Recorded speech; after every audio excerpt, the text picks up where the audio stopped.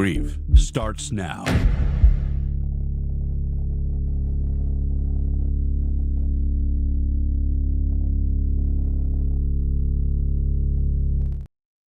What is up, everybody? Happy Sunday. Happy Sunday. I thought I had it at the perfect height, and I didn't. I was going to have to be all bent over like that. It's not going to be good. All right, you guys. Oh, my goodness. You know what I didn't do? Hold up. I knew there was one thing I didn't do. Watch this. Sorry. Man, preparing. Give me a second. Boom. Boom. My bad. Preparing up to the last minute. I think there's one that isn't in my app. Hold on.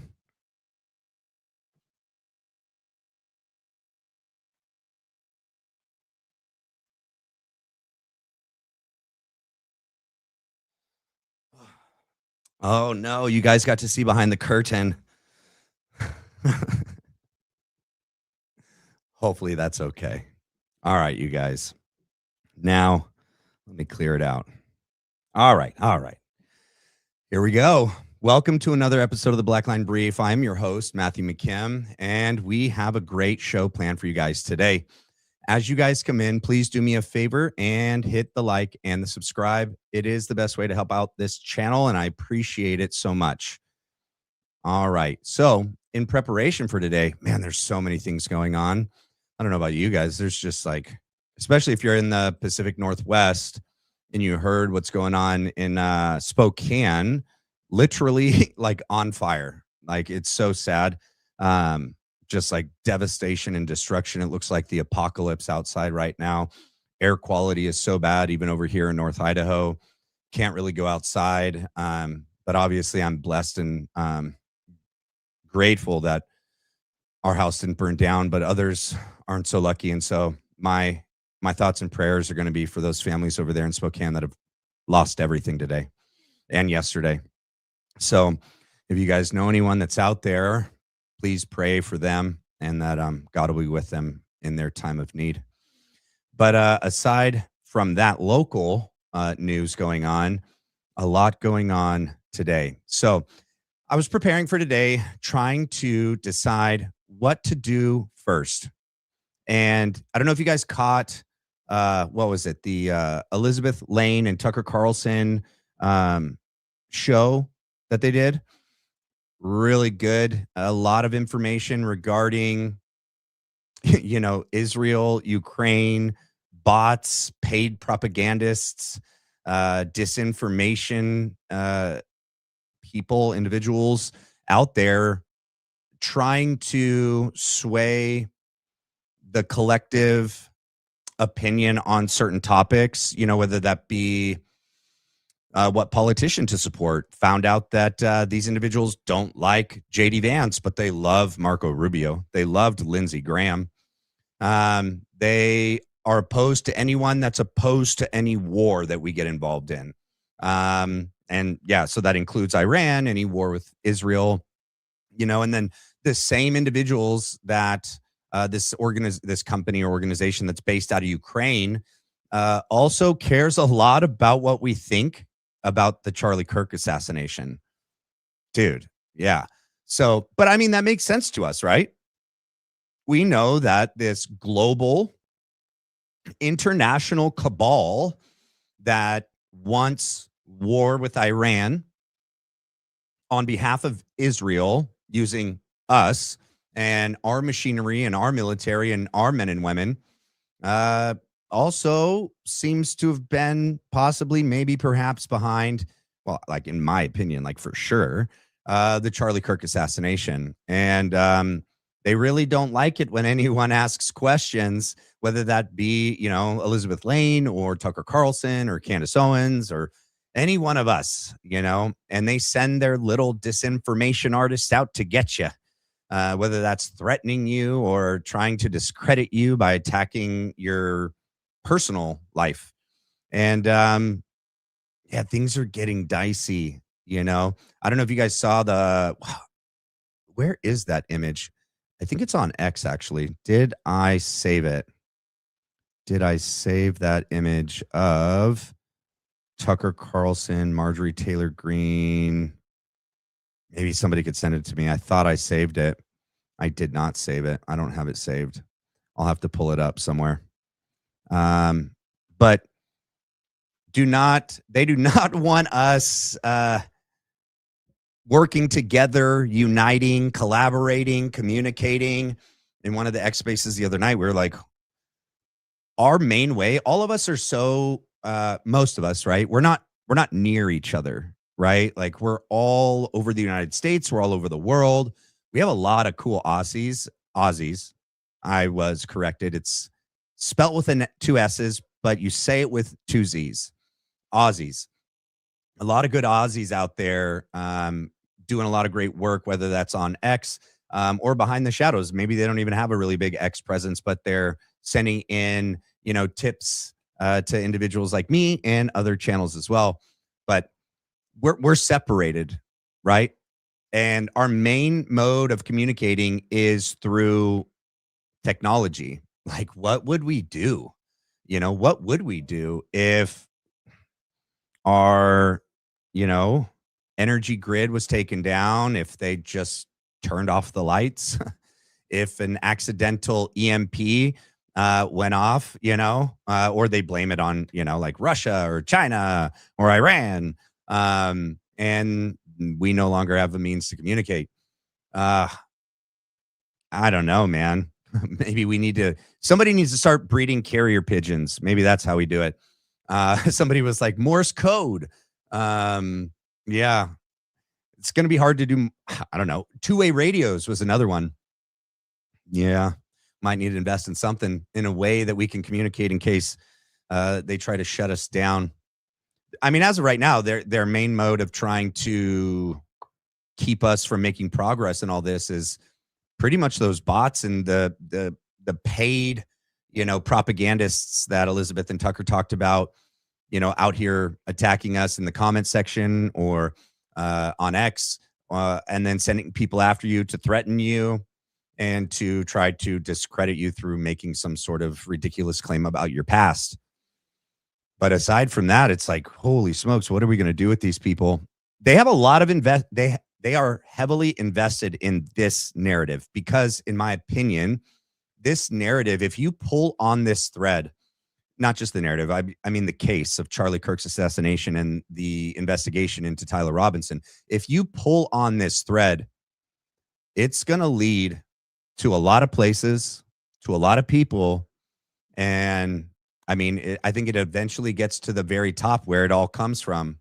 Because I think the same people that are behind the Charlie Kirk assassination, the cover up, the framing job on Tyler Robinson are pretty much behind all the things that we've cared about, whether that's like Jeffy Epi, the whole relationship with Israel and the war with Iran, the ethnic cleansing and genocide happening in Palestine. Charlie said that himself. So, I mean, those are his words, you guys.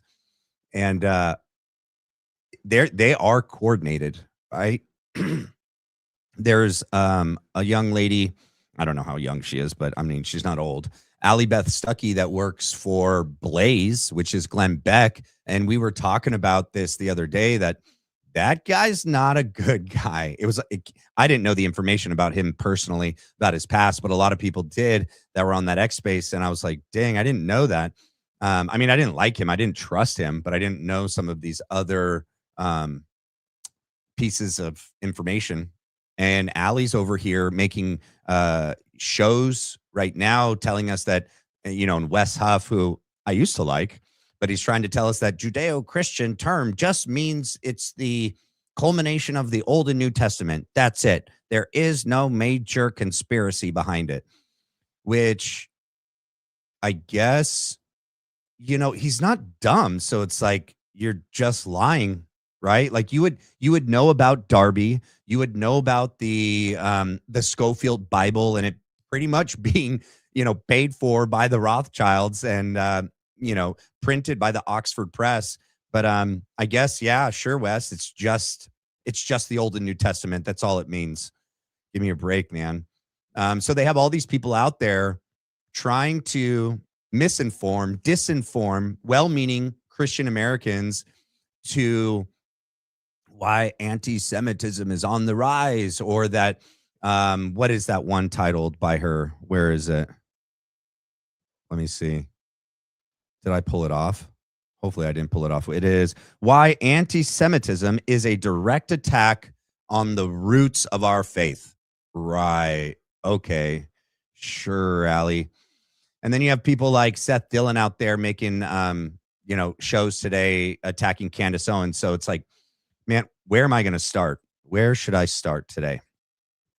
I think we'll start here. Sorry. I did not mean to hit that first. I got to hit this first. I'm coming to put it on the screen. Don't worry, guys. I'm always a little nervous to play Tucker because I don't want my video to get dinged. Hopefully everyone's saying that the audio video is good. I didn't look at it before I went going. Check my inbox for that photo. Oh, okay. Let's see. Look how quick you guys are. All right. Yeah, that's the photo. Let's see if I can make it bigger. I guess, you know what? We should start here because Benny Johnson did a full-on attack of everyone in this room. So let's see if I can make it bigger for you guys. Bam. Obvious. Let me take this away. So I guess Benny Johnson has something to say about all this. We might as well start there, actually, since people behind the scenes, my wife was able to get that to me very quickly. Let's go to Benny. Where are you, Benny? Hold on. I'm going to find out. I have so many tabs up here right now. I think I moved it over here. Not that. Not that. Yeah, here it is. Let's go. What's the first thing that comes to mind when you see this photo? For me, it's that the Cracker Barrel rebrand has gone horribly off the rails. All right, so who we got here? We got Thomas Massey, Joe Kent, Tucker Carlson, Marjorie Taylor Greene and her new husband, and Thomas Massey's new wife, and a plate of chocolate chip cookies. That doesn't seem to be being shared very nicely. And let's see, one goblet of wine in front of Marjorie Taylor Greene and a bunch of coffee cups with Tucker Carlson's podcast branding. This is also Joe Kent's wife, just FYI. A little lesser well-known. And they are here inside of the Tucker Carlson hunting lodge in Maine, where presumably after this water and chocolate chip cookie dinner, they're all going to head off into the woods and have a game of play the most dangerous game with all of these weapons. Do a Survivor episode. I would subscribe. I would hit subscribe so hard if that's what it was, a fight to the death in the woods of Maine using these weapons, and this table all had to go fight it. I don't know who my money would be on, actually. I'm not sure. But that's what happened. What an idiot, Joe Kent. But like, what a moron, dude. This guy's out here. He's a Christian, right? Okay. And he's talking about how he would just love to bet on the lives of everyone in that room to fight to the death, and they'd all be dead except for one. And he thinks that is hilarious. He thinks that's funny. You know, Benny Johnson, the one that said that his life was in shambles before Charlie Kirk came around. And he was on with Hannity this week. I have that pulled up too. The people, why does it seem like the people that were around Charlie in the end of his life? So I was looking at the thumbnail, and I was like, okay, it doesn't escape me that these are individuals. They're humans. They're all made in the image of God. They have families. They have lives. They're real people, right? I know that at times we can, forget that being behind a screen and a keyboard. I don't forget that. And I look as I'm looking at their faces and I go, man, I don't understand how all those people could really be this evil. I believe they are. It's just it's so insane to me because I remember like all the different lies, all the different things that they've said and done since September 10th, and how it's like in complete contradiction to like what Charlie was doing and saying before he died and what they used to say in front of him, and how they've changed after the fact. You know, I almost wish I was wrong. I don't think I'm wrong, but I wish I was, because then it might be so much simpler. The answer to what happened to Charlie and why all these people are doing all these things after the fact might be not as dark.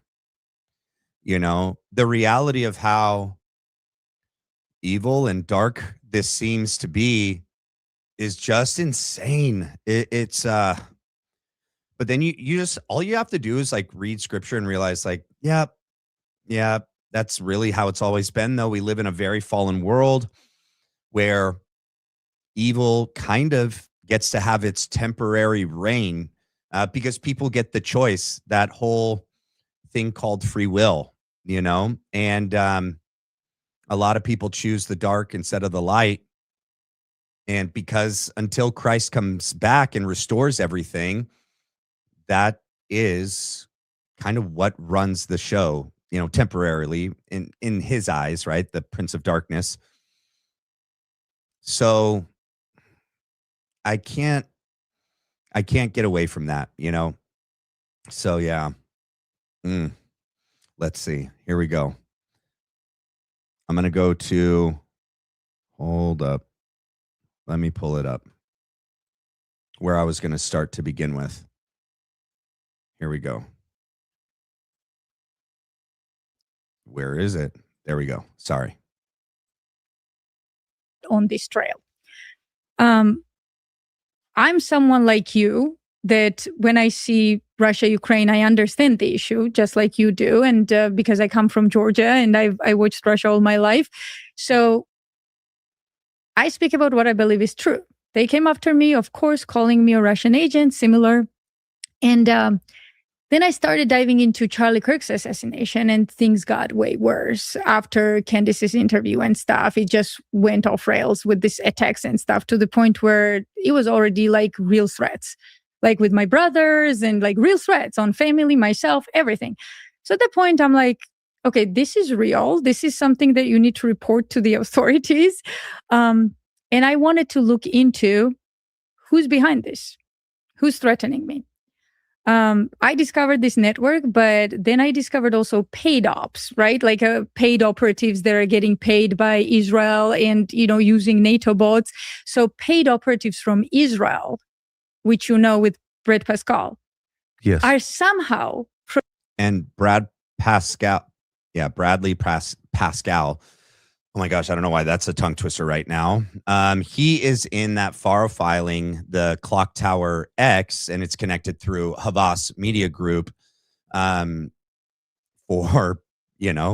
paid bots and propaganda and on behalf of the Foreign Ministry of Israel, and that they're connected with Erica through, what's her name? Lori Fransvy, Superfeed Technologies, which feeds the same apps that Turning Point USA, Real America's Voice, Turning Point Action, and then the other, what was the other app? No, so the other FAR filing, the Show Faith by Works, I don't know if that has Superfeed technology on it. It probably does, honestly, but I don't know for a fact. Connected to Erica through her mom. And I can only imagine that if anything happens to Lori, like a lot of what was Lori's assets and ownership, it's going to go to Erica. So there is this, and somebody just emailed me a massive document regarding this network of like Salem Media and like TPUSA, and then their footprint in Australia. And I've been able to send it to some, with her permission, to send it to some other Aussies that are invested in this on X to help me go through it. And this is not just in the United States. Like what they're doing in most all Western democratic countries, whether that's, Australia and the UK and Canada, and here as well. So yeah, All right, let's continue with Elizabeth Lane. I'm going to jump to the next part because she goes into describing, you guys know who it is, right? Gary, Paramount Tactical. And she'll also state that there was another Green Beret that used to work with Gary, who ended up reaching out to her. I'm pretty sure that's Valhalla VFT. As these attacks started happening, because remember, Gary, when everything went down with Charlie Kirk, he initially believed the 30-06 story. He believed that, he was against the 30-06. He's like, there's no way that wound with no exit wound can be from a 30-06. And he tried to figure it out and go, okay, well, maybe he was wearing a ballistic vest, and that's why, like a lightweight, thin ballistic vest. Maybe that's why the shirt moved and the necklace popped up. But then all of a sudden, after he gets this government contract, his tune totally changed. And then forever, ever since then, he's just been a shill for TPUSA. And in fact, he was doing videos with Valhalla, and then he stopped, and then he started attacking Valhalla. So all of this stuff, it's crazy. It's connected to Turning Point after Charlie, right? And I could imagine that these were probably some of the offers and the push that was happening in Charlie's life at the end, like what BB wanted him to do, what other individuals wanted to use Turning Point for. And he said, no, he wasn't going to do that. Well, now he's gone. And now they're doing that. And Erica's okay with that. So I don't know how to unsee that and not conclude that she's part of it and is evil for doing that, especially if she knew, which she would have known, that was something that Charlie ended up pretty much dying for, saying no to them and the powers that be. So I'm going to hop to the next timestamp. All right. 152:12. Give me a second as I scroll to it. 152:10. That's good. Charlie Kirk's case was going on, like the hearing and stuff. And this is more how, like, the connection is so clear with this particular story between the Ukrainian trolls and the Israeli propagandists that a friend of yours was here talking about with, Brucewick, what was his last name? Alex Brucewick. Yeah, Alex. So Alex was talking about, and he said something, well, recently he said, I'm not worried about Lara Loomer being one of them, and he should be. And I'll explain why.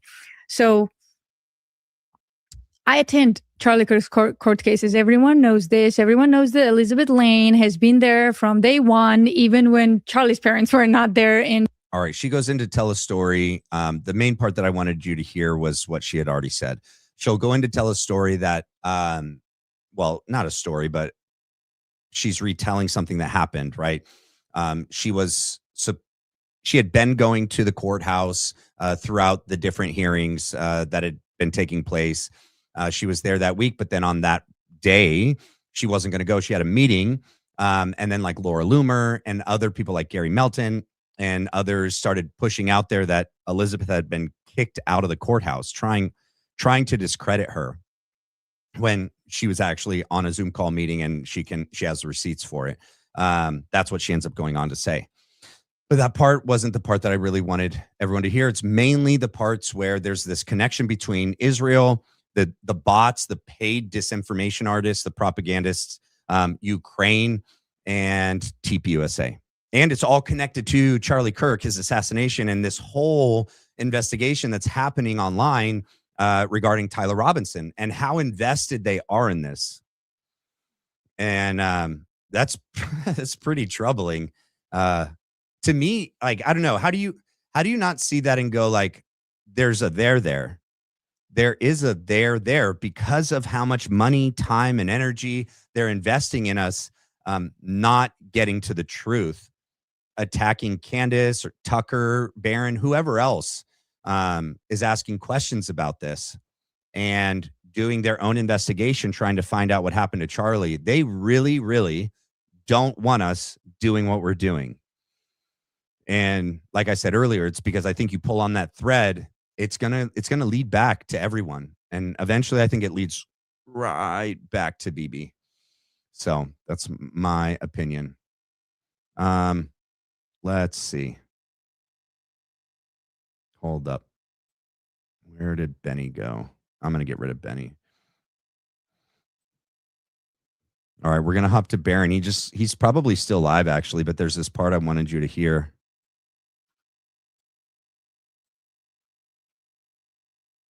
My mouse is acting really funny. It's not responding. Kind of the same threat that killed Charlie. I would say the three most prominent conservative podcasters on September 10th were Megyn Kelly, Tucker Carlson, and Candace Owens. The three people who have traditionally not bought the mainstream narrative of crimes and government operations. The three people who probably would be most likely to look into this and say, this doesn't make sense. I don't like the looks of this. It looks like something other than Tyler Robinson might have conspired to have Charlie Kirk removed from this earth. And I think it's funny that those were the three who were targeted with these threats. You didn't have to target Benny Johnson. He's on the team. May or may not be compromised. I don't know why he's so committed to the team. Same with Jack Posobiec. Same with Officer Tater Tot. Same with Blake Neff, Andrew Colvette, Graham Allen. Like these people, for whatever reason, whether it's they're compromised or they're paid or whatever it is, these people are on the team, squarely on the team. You don't have to worry about them investigating who killed Charlie Kirk, how, and why. No. But Tucker Carlson, he might. And he's out here releasing Thomas Crook's videos. He's out here releasing 9/11 videos. He doesn't buy any mainstream narrative. Okay, so I forgot there was a part that he played right before this. Megyn Kelly released a video last week detailing a threat, a very, very credible threat that happened to her after Charlie Kirk was assassinated. And remember, Candace Owens got a threat. So did Tucker Carlson. So think about that. They want to say, so TPUSA and like Seth Dillon and like Jeremy Boring and like all of those, you know, talking heads. Barron just named quite a few too. Jack Posobiec, Brandon Tatum, you know, Graham Allen, all want to say that like Charlie wasn't really friends with Candace, Tucker. I don't know that they've made that claim about Megyn, but they've definitely made those claims about Tucker and Candace. Clearly, we all have eyes and a brain. We saw the continual relationship that went all the way up into the time Charlie was killed. And in fact, the people that seem to be on the same page as him about these issues, the issues that TPUSA is not talking about anymore, would be, you know, Candace Owens, Tucker Carlson, and Megyn Kelly. Megyn Kelly, you know, obviously she's beating a different drum when it comes to the Tyler Robinson thing. But when it comes to like, and she kind of backtracked on the whole Jeffy Epi thing, which is a shame. I don't know. Maybe she got really afraid from this threat. Maybe she got another threat. But knowing that, who would be most likely to ruin this investigation after the fact? Who would be most likely to not stop investigating for the truth? It'd be them. Sadly, I don't see Megyn Kelly investigating this at all. And in fact, I see her, you know, she's still going hard on like Israel and stuff, but not on the Tyler Robinson thing. She believes it. I think it's, for someone as smart as she is, I just don't understand that. But yeah, maybe it's because she got really scared or another threat came in, and I don't know. That's all speculation. I don't know what happened, but with Candace Owens and Tucker Carlson, and Charlie Kirk, actually. You can't threaten them to make them stop. In fact, Charlie kind of said that. Well, he did say that. The more you tell me not to, the more you try to threaten to take money away, the more you try to force me to do something, the more I'm not going to do it. I'm just, you've misunderstood who I am if you thought that would work with me. And it's the same thing with Candace and Tucker. And that's why I do think the threats regarding Candace were real and Tucker were real. And that them taking out Charlie was to show them how serious and real they are. So it's crazy. I can't wait to see the new Baron. He just went on Julian Dory. It's not out on YouTube yet. It's on Patreon, but I can't wait to see that. All right, let's go. Where is it? Hold up. Oh, yeah. We'll switch gears. Sorry. A lot of the videos that I have today aren't necessarily all in the same. They are, but I'll tie them together with my words. All right. Glenn Beck is insane. He's about to say something about Trump in the wake of the Lindsey Graham assassination. Okay, so this is how it ties together for me. All right.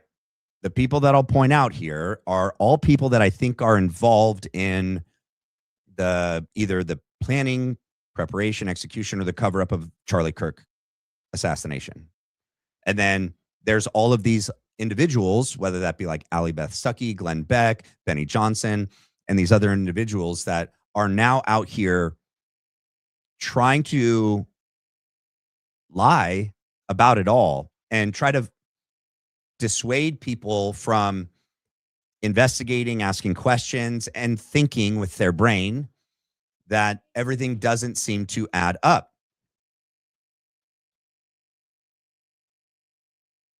Trump, his family, so like Barron and, we've never heard him speak, but like Don Jr. and J.D. Vance, they all say how close they were with Charlie, how much they loved and, were like a son or a brother to Charlie. It seems that Trump was more affected by Lindsey Graham's burial and memorial service than Charlie Kirk's. You remember, like, Trump was asked just the next day about the Charlie Kirk assassination. How is he doing? I think I'm doing pretty good. How about the ballroom, though? It's going to be really nice. They're going to name it after me. Glenn Beck's going to, I don't know why. Okay, you could make the argument like, oh, Lindsey Graham was old, Trump is old. There's that component. But I mean, like, death is death, right? Unexpected death and loss is going to have the same effect on anybody. It's going to be like you're coming in contact with the fact that all of us are mortals. And for older people, it's just a little bit hits more close to home. But I don't know how someone like Lindsey Graham, who Charlie did not like and trust at all, that Trump could be more moved from the Lindsey Graham memorial than he was at all by the Charlie Kirk memorial or even Charlie Kirk's death. So, but Blaze TV, Glenn Beck, Allie Beth Stuckey, they're all working for Israel. Like, Mark Levin, they're all working for Israel, in my opinion. Okay. Trying to tell us things like, oh, Judeo-Christian term is just about the Old Testament and the New Testament. That's it. It doesn't mean anything else. There's not a grand conspiracy here. Trying to tell us that anti-Semitism is an attack at our faith. Telling us that if we question what's happening in Palestine, we're evil and demonic. If we agree with Candace on any of the questions she's brought up about this assassination, we're evil and demonic. One of their main tactics always seems to be like, I'm going to claim and attack you for what I'm doing, that just seems to be one of their go-to modes. So yeah. All right. Let's look at Glenn back. Here we go. Where are you, Glenn? How far back is it? There it is. Ready?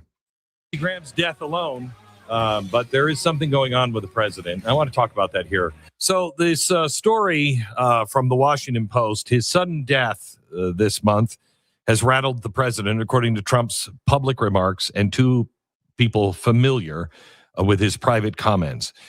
In the days that followed, Trump returned repeatedly to the loss, public marveling at how somebody so active could be gone, privately musing on whether the senator's pushing or punishing travel schedule had contributed, and searching for answers in his family history and genetics. His sudden passing came on the eve of the 2-year anniversary of the assassination attempt on Trump in Butler, Pennsylvania, where his survival probably came down to a matter of centimeters. Had Trump turned his head in a different direction, a bullet could have hit his head rather than his ear. That near-death experience prompted his own period of reflection. Trump told Newsmax on July 13 he had repeatedly reviewed the video. There is a change in Donald Trump.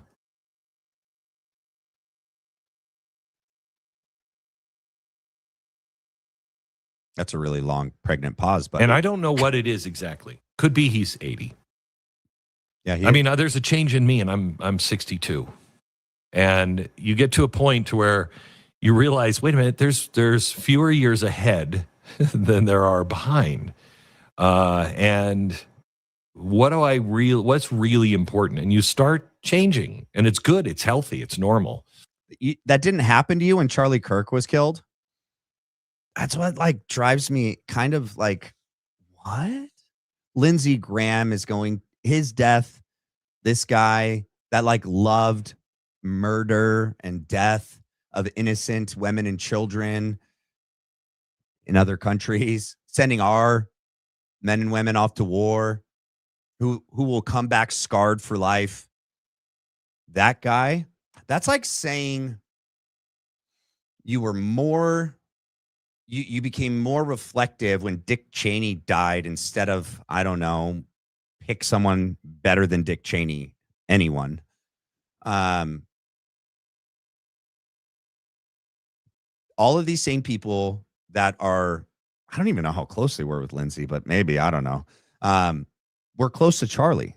I don't see, they're all reporting this right now that like Lindsey Graham's death and Trump being at the service like affected him. And it's something's different now. Charlie was supposedly like a son to you. Huh? And that didn't change you? Okay, to me, it's because like you had something to do with it. Yeah, you know, you knew it was coming. You took part in it, maybe. That could be it. That might be it. Yeah, that might be it. All right. Let's see. I got to pull some of these tabs off here. Hold on. Let me get to one of these comments real quick. We got, thank you so much, Finding Peace for the 10 jewels. And then here we have Miles loves animating. I think a Fed or two infiltrated the furry Dungeons and Dragons kids Discord and collaborated on a plot to take out Charlie Kirk. Each thought someone else would be the trigger man.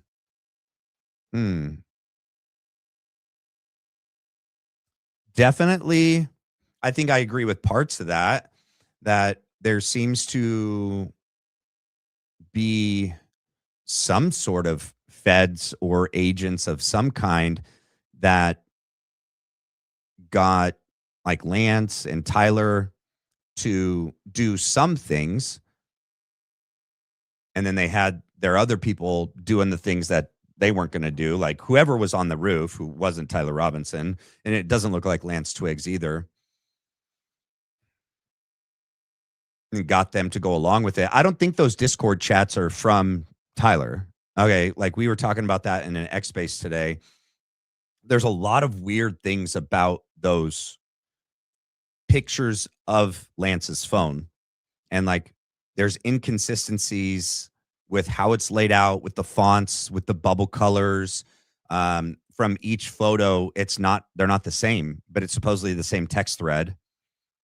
There's that green line that goes down the left side. There's like a crack in the upper left-hand corner of the phone, only in like one or two of them, but not in the others.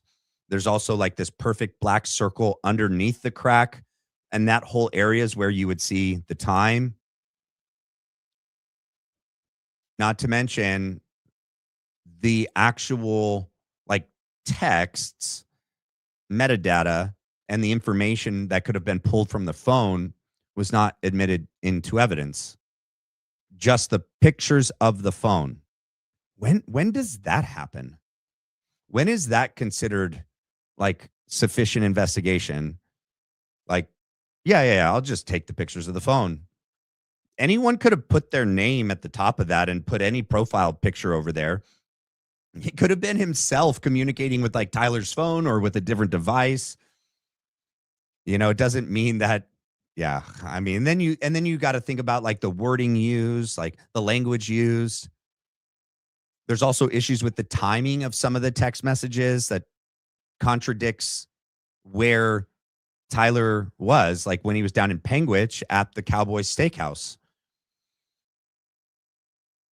Literally, the more we dig into this, the less it looks like Tyler did it. And it already didn't look like he did it, but I mean, it continues to become more and more obvious to all of us. Yeah. All right. D Nurse, are you a nurse? Thank you for the super chat. And then, are you aware Mitt Romney and Bibi Netanyahu are friends? Yes. Very close friends. Yeah. There's a huge... Yeah, they're really close friends. Let's see.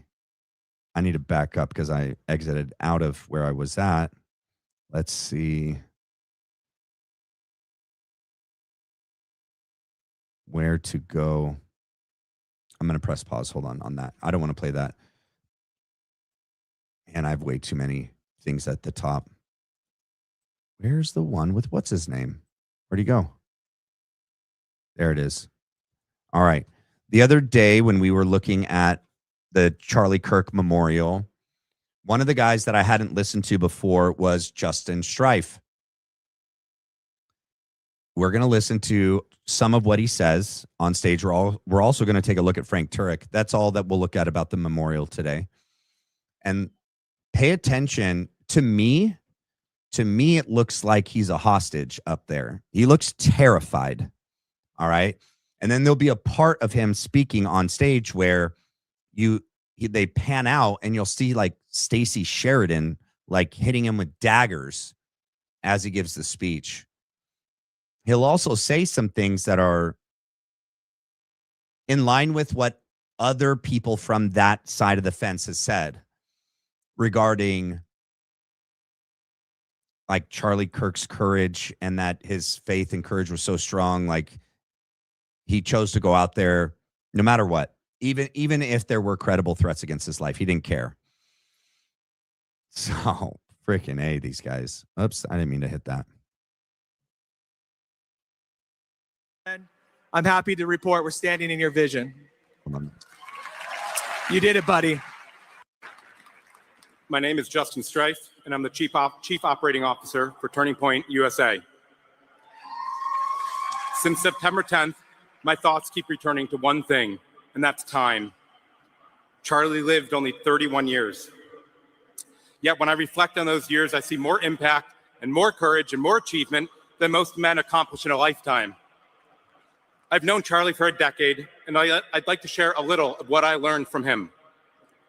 Charlie often said that having courage is one of the easiest things in the world because all it requires is you to say yes. Courage does not require talent. It does not require natural ability. Courage requires a personal decision. It's interesting that people often describe Charlie as completely fearless, but the truth is simpler and much more profound. Charlie simply refused to let fear stop him from carrying out God's will for him and his life. His courage was a daily choice, a yes, no matter the cost, and it cost him his life. It cost him his life. What? Dude.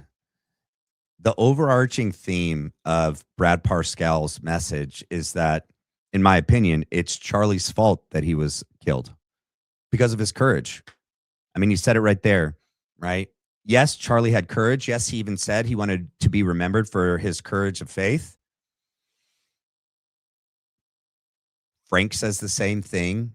Brian Harpel said the same thing in the interview with Sean Ryan. They all have said it, whether that's Blake Neff, Andrew Colvett. They've all said it in their own time, days, in their own ways that, even Erica, right? Oh, she tried to give him get him to wear a ballistic vest. They tried to talk him into using bulletproof glass. Frank says that as they're pulling up, he's looking at the drone footage and goes, "There's too many roofs, Charlie." And Charlie just supposedly just shrugs it off. I'm pretty sure. I mean, how I make sense of it is that Charlie, good to see you, Mystic, is that Charlie trusted the people around him. That's how I see it.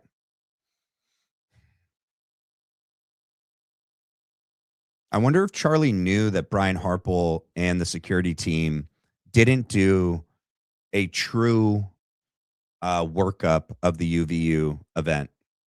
They didn't walk the campus. They didn't go there in advance and get on the ground with enough time to determine where all the threats are and then communicate with campus police on whose jurisdiction or whose job it would be to cover the roofs. They never did a briefing with the UVU police. They never debriefed with the UVU police. On the morning of, the only roof they were concerned about was when it was brought to their attention that people were throwing rocks down on Charlie's tent. And that was it. Charlie wouldn't have had a reason to doubt them. Well, okay. Do you guys remember that this one guy came out back, I don't know if it was in like January, and said that Charlie had reached out to him in the fall of 2024 leading into 2025 and had said that Charlie asked him to do his security and that he wasn't trusting his security team anymore. And so there's that data point, but that doesn't make sense to me. I mean, I don't know. I don't know what to do with that, because if that happened in 2024 and he was doubting his security team, why wouldn't he have just changed it? Why wouldn't he have raised the question to other people, not people around him? Why wouldn't he have reached out to Tucker or Candace or Megan or someone outside that inner circle at TPUSA to tell them he had some legitimate concerns? Because it's a whole year that he's almost, because that was October, November, supposedly that phone call with that gentleman in 24. And he goes a whole year to September of 25. Yeah, I don't know what to do with that. But I think the reason why he went out there that day was because he trusted them, sadly. Yeah. Hold up. I got another one that came in. Robert Herr, the photos of texts were taken from Lance's phone, not Tyler. Correct. Yep. Not sure if you already know this or not. Very suspicious. Thank you for your time. Yeah, correct. Supposedly that is Lance's hand holding the phone out. Let's see. I think somebody sent it to me in one of my, let me go to my messages. I can pull it up. Who sent it? Is it here? No. Hold on. Let's see if I can find it.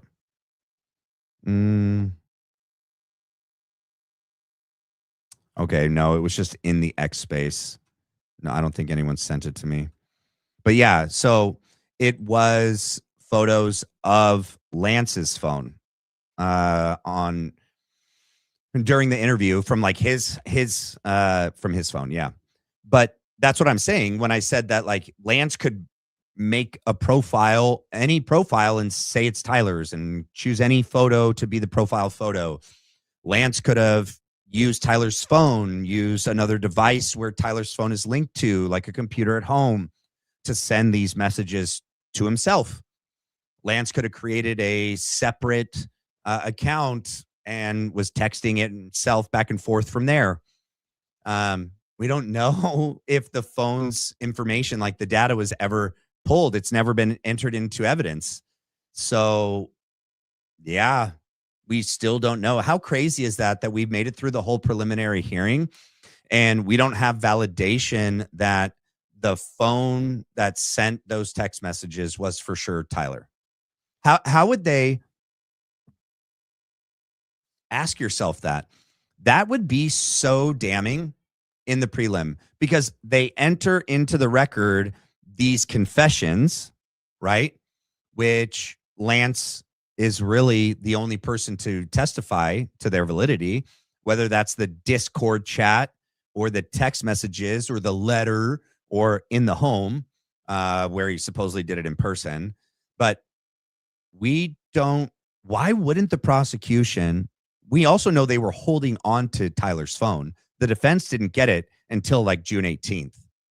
So why wouldn't the prosecution pull the metadata, prove that it was Tyler's phone that sent them?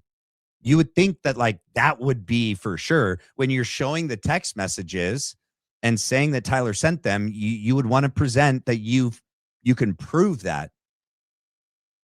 I think the only reason why you wouldn't do that is that you can't prove that, and they know that. So, which is crazy. It's like, at what point in this trial will that come out? People have asked me, do I think that the defense is in on it? A lot of people do think the defense is in on it. I don't know what you guys think. I don't know. I don't know that we've seen enough from them yet to, I mean, some people believe they've seen enough from them to determine that they're in on it. So I hope that they're not, but I don't know. Yeah. All right.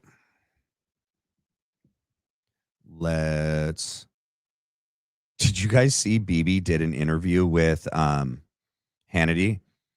I'll play that later. I don't want to get ahead of myself. Sorry. Hold up. I need to exit out.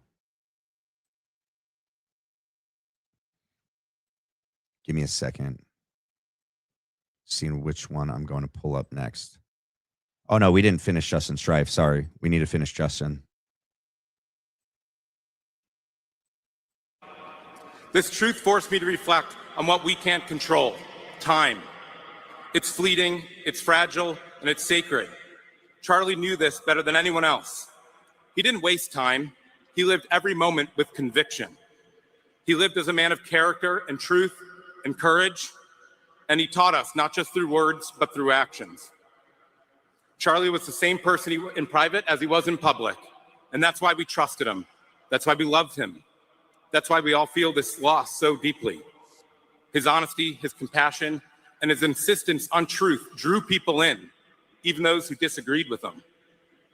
Charlie stirred patriotism in us, but more deeply, he stirred our hunger to live united under God.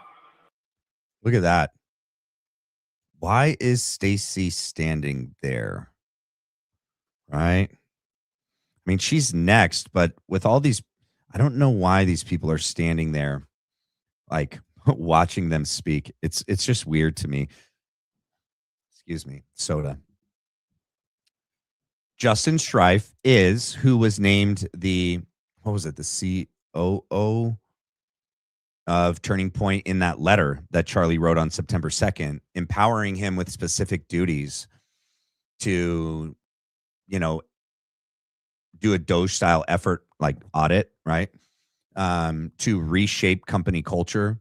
Charlie, I don't know. I've gone back and forth with this. Charlie either trusted Justin and he thought by doing this, Justin would do this for him, or he created a paper trail for us all that in the event of his death, we could look back and go, well, Charlie sent this on September 2nd. He's killed on the 10th, told Justin to do this. Now we can look and be like, has he done any of it? Well, he hasn't. If you remember that work phone call meeting that Erica had, there was two. One was an audio, one was the video. I'm pretty sure it was the one with the video where she's like, you know, any emails that Charlie had sent you before were done. I'm pretty sure like she said that knowing this email existed. I almost think that this was one of the main reasons why she said that. It was a company-wide email. It went out to everybody. Okay. I think it also would put a kibosh on anything that Charlie had personally asked or tasked certain individuals to be working on before his death. Can you imagine with everything that was going on in Charlie's life? And if you just even take the last, from June of 25 to September, what he was experiencing, what kind of emails he would have sent to people within the organization that he trusted, asking them to look into this, to do this or do that, to go reach out and speak to this person or that person. And within, I think it was like 5 or 8 days, I have to remember when that work Zoom call meeting happened with Erica. But she says, no, we're done. Turning Point 2.0 is here. Anything Charlie had wrote emails to you guys asking you to do, you're done. We're done. And she wonders why we don't trust her. Come on. He told us to stop and think, to use common sense, to grow up and pitch in. He asked us to hear the words that God wrote on our hearts. I am the Lord your God, and you shall have no other gods before me. This is not a message of comfort or safety or peace. It's a message of love, a love of God's will. Charlie's life was anchored by that love. Every day he left his home, the comfort of it, his wife, his children, to face criticism and threats and angry mobs, and ultimately death. He loved God more than he loved safety or applause or even his own life. I can't help but see the theme of what he's saying. Charlie, and think about what Benny Johnson and Jack Posobiec said, right? On this same stage, there's a theme. It's interesting that like Charlie knowingly laid down his life.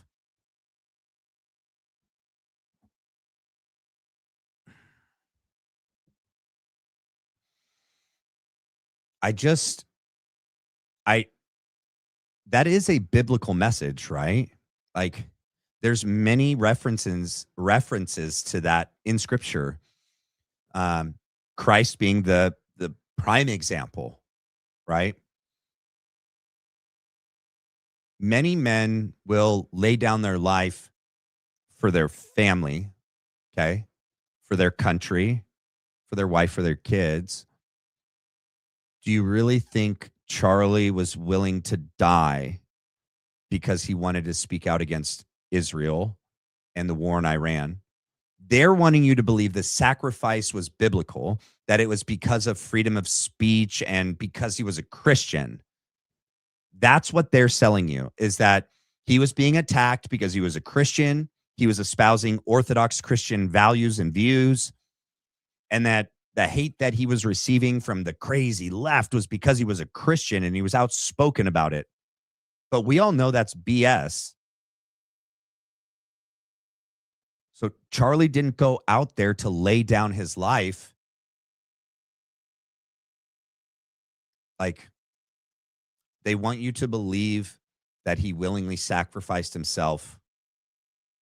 It's just crazy. to me, the theme that I see is that they're blaming Charlie. They're also trying to make him a martyr, right? They want you to think he's a martyr. They want you to tie it to his faith, right? They want you to believe that, well, that he was like a willing sacrifice, right? That's weird. Jack's words yesterday was that he was sacrificed. They all push this narrative on that stage. It's insane. Murdex, thank you so much. What do we have here? I wonder if Charlie was considered for life gift. Wait, considered for life gift. I wonder if Charlie was considered for life gift. I don't know what that means. If so, maybe someone that works for life gift has information that could help. Oh, Life Gift is a company?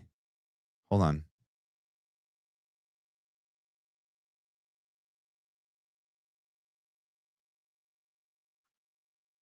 I'm going to look at it. Shining a light of hope on organ and tissue donation. Huh. As an organ and tissue donor, you can save lives. Huh. Well, okay, that's a good question that I'd have to ask, like Matt Tuzzaroni, and he could ask his source whether or not Charlie would have had to have like all of his organs intact. Obviously, they during the autopsy, they're going to separate all the different organs. They weigh them. They put them in this bag. I know it's a little graphic. Somebody sent me a video, and I didn't want to play it, but I watched it. Thank you for sending it to me. This mortician lady, which covers the timeline of everything from Charlie leaving Timpanogos, going to his autopsy, and then being done with the autopsy, being released, and then going to the mortuary. But that there's specific steps and stuff that they do. But kind of referencing our conversation last night about Charlie being sacrificed, and then possibly, these are the three possibilities, I think, right? Charlie's body was cremated to destroy evidence, okay?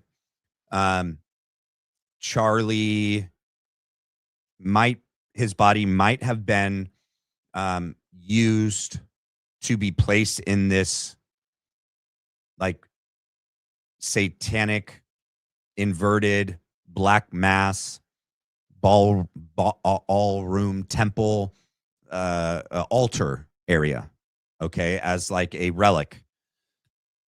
Very dark, I know.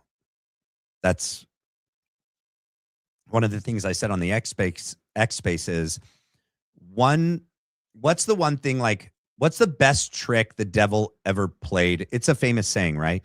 I think it was coined, I don't know, maybe it came before it, but I remember watching the movie when I grew up, Usual Suspects, right? Kaiser Sose. The best trick the devil ever played on the world was convincing everyone he didn't exist. Okay. And I think in line with that, yeah, he would love to believe I think the devil would love us to believe that he doesn't exist. He's not real. He has no power. And we have no, nothing to fear with the devil and demonic entities and evil spirits. Because then you're so much more apt to being controlled, manipulated, oppressed, and possessed by them. Okay. But I think another thing is with these evil people, this satanic cabal that like runs the world. And we know that, I can't say that, that they believe that they extract that one thing from people that are in fear, right? And they excrete this throughout their body when they're in this intense moment of fear and trauma. And then they use that, and then it makes them younger. What was I going to say? That they would love for us, like the evilness is so great, right? That's what I'm saying, is that they would love for us to believe that there are levels of this evil that are outside the realm of possibility. And in that same way, that's what the comparison with like the devil would love us all to believe he doesn't exist. They would love for us to believe that though they're evil, they're not that evil. Though they'll murder, they wouldn't desecrate a body. They wouldn't use a body as a relic. I think they would. So I think the options are, right, he's either cremated to destroy the body and the evidence, could be placed in this altar as a relic because they believe that it has like power. The other theory is that it's possible Charlie's body was preserved and is still being preserved. I think the name of that company is called Algo. Let me look it up real quick. I think it's called Algo, like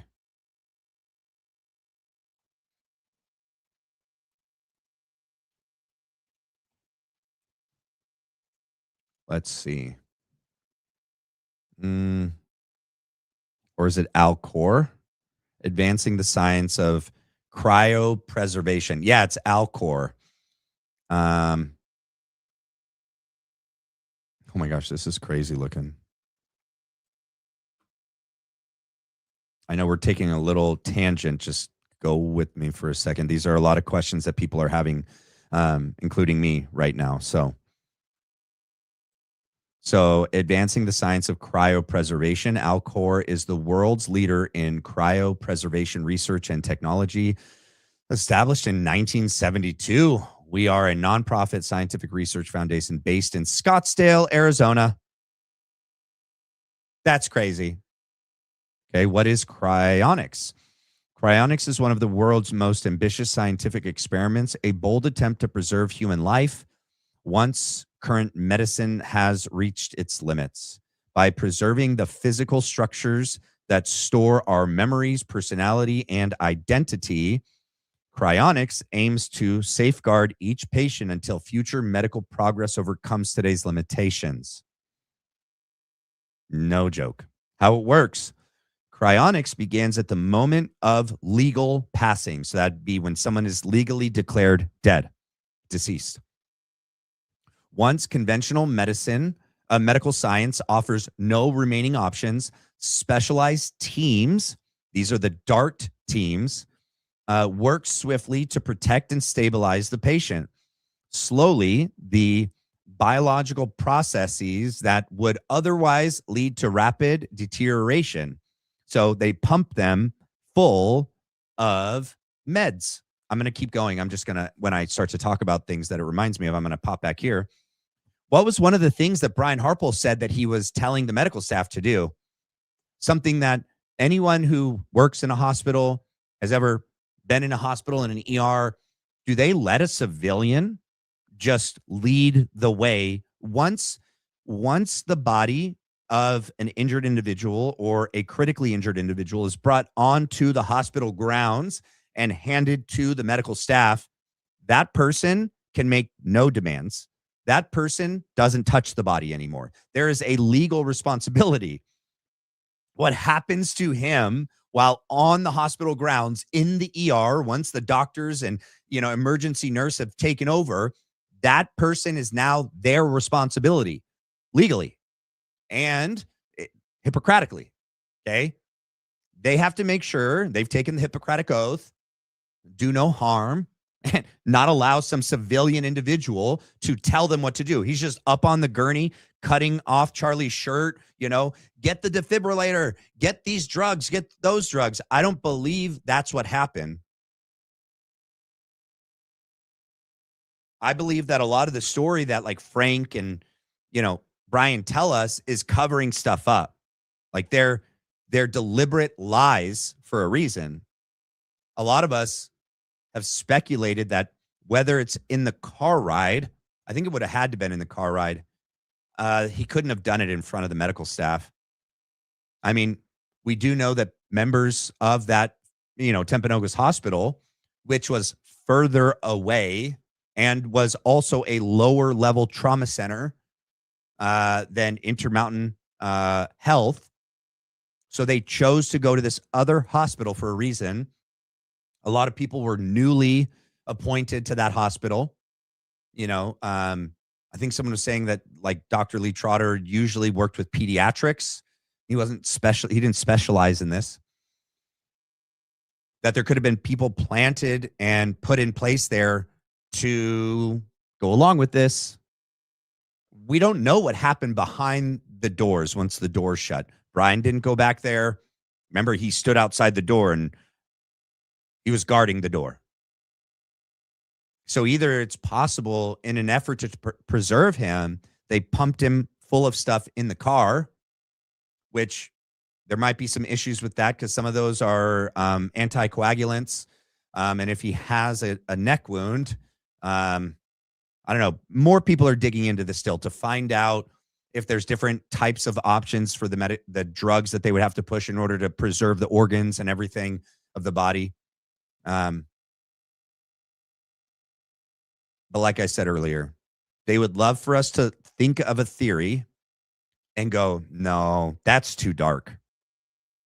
I mean, they're evil, but they're not that evil. They would love for us to discount and to underestimate how evil they are. They would love that. And so I think in an effort to really run down every possible lead, every possible theory and option out there, nothing can be off the table until we systematically cross it off. Because the lengths at which they've gone to already, and they're going to right now, shows that they're willing to do anything, honestly. Just Jessica, high five. Did you see the rumor of Charlie going to Arizona lab that freezes bodies after death? A lot of info lines up with even TPUSA vehicles seen there. I think this is, did you send that before I pulled this up? How crazy, Jessica. I wonder if you sent this before I pulled this up. I'm going to keep reading. Let's see. Let me refresh this so that I can. I hate it when I do that. I refresh it and then it like starts the video all the way over. I don't want it to start over. I can't see if Jessica's saying yes or no. All right, let's continue. I'm going to finish reading it. Also, hey, you guys, we have a 590 people here. 587, because I said that. All 587 of you, can you do me a favor and hit the like and the subscribe? Pretty, please. It is a way to help me and support this channel and this community. We have 317. We have 582, 76. People don't like it when I ask them to hit the like. They go, I'm out of here. This guy asks for too much. I'm out of here. How dare you ask me to hit a button? No worries. I have to. I got to do it. Every YouTuber's got to do it. Okay. All right. So cryonics begins at the moment of legal passing. Once conventional medicine, medical science offers no remaining options. Specialized teams like DART teams work swiftly to protect and stabilize the patient, slowing the biological processes that would otherwise lead to rapid deterioration. Through careful cooling and the introduction of unique cryoprotective solutions, drugs, the delicate architecture of life, the physical body, is preserved in a state of biological stasis. Okay. Patients are then cared for indefinitely. So they're stored in these facilities indefinitely until future medical breakthroughs enable the possibility for restoration and repair. It's crazy. Why Alcor? With over half a century of experience, Alcor stands as the world's premier cryonics organization. Our comprehensive approach encompasses advanced preservation technologies, dedicated member services, elite deployment and recovery teams, DART teams. Those are the people that when they get notified that the person has died legally, these DART teams rush out to them and secure long-term care, all backed by dedicated financial safeguards and world-class research capabilities. Our integrated approach delivers the most reliable and technologically advanced services available anywhere in the world. People with a lot of money and not enough. There's not enough for them to do anything with it. They got a lot left over. They want to live forever. They want to be resurrected someday like Lazarus, but not by God, by man. They have no, I wonder how much it costs, So the theory is not that Charlie requested this. Okay. That's not what people believe. It's not that Charlie wanted this done. It's that they might try to use Charlie in a way that he never would have wanted. But I don't know if someone dies a traumatic death, like sustains an injury to the neck and his heart. I mean, Charlie was injured really bad. If you guys read that autopsy, he's like missing major parts of his spine. They're gone. It's almost like the Twin Towers, just dustification. The steel beams just evaporated in front of our eyes before they hit the ground. They were gone. I wonder if that would exclude him from this service if he sustained such physical damage. I mean, man, if they have the technology to do this, they probably have the technology to restore the body, to restore whatever damage was done by, doing massive reconstruction surgeries. I don't know. But that they would use him and his body for, I don't know, like the speculation is crazy, like as a Messiah figure, as an Antichrist figure, as something. I don't know. It's insane. A lot of us that were in the X space talking about it, we're like, we have to apologize ahead of saying, I'm sorry if this sounds crazy. I'm sorry, but you know what? The pandemic was crazy. I'm sorry that it sounds like it was manufactured in a lab in Wuhan, China, and that they're doing this to depopulate and to kill off a good majority of us because it's easier to control us. Or the mRNAs is going to like slowly give people long-term issues, or like the mRNA is going to mess with your blood and your DNA. That sounded crazy too. It is real. Please talk about your theory that Trump is Jewish. Well, I don't really know that he is. I mean, he's not Christian, that's for sure. He didn't even put his hand on the Bible. He's like, I'm very aware. I'm not going to touch it. I'm just going to hover over it. He's going to burst into flames if he touched it. But Mark Levin, says is our first Jewish president. We have, video and photos of him over at the wall. I know a lot of people are forced to do that, but he took it as a compliment. The connections that he has with, people over there, little hats, and Israel. We have his son-in-law, Jared Kushner, his daughter converted to Judaism. I think that it might be circumstantial. I don't know if anyone knows if he's ever admitted it. I think someone claimed that he has admitted it. I don't remember hearing him say that, but I definitely think it's possible that he is. He doesn't want us to believe. He doesn't believe he's going to heaven. He said that, right? Heaven is not in the Old Testament in the same way that it is in the New. He doesn't believe that he has assurance of salvation and that he would live an eternal life with God in heaven, which if you're a Christian, you do have that assurance. That's like the assurance you have. So if he's not Christian, then what could he be? I mean, he could be in this satanic, like death cult religion, Yeah. I mean, that's as far as my understanding goes. I don't know any information that like proves he's Jewish. Mari Bay, what if they use body for science or picking his brain? It's formaldehyde they put the body in? Well, okay.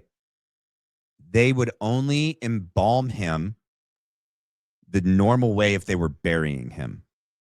If this dark team showed up, they're not putting formaldehyde. It's not the same process. Okay.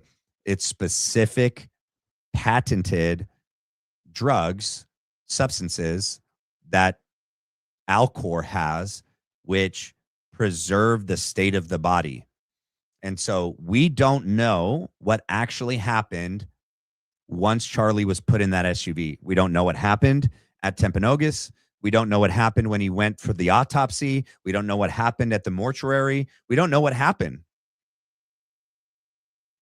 All the people that are trying to tell us what happened, that are the people that are there, are all the people lying to us about everything.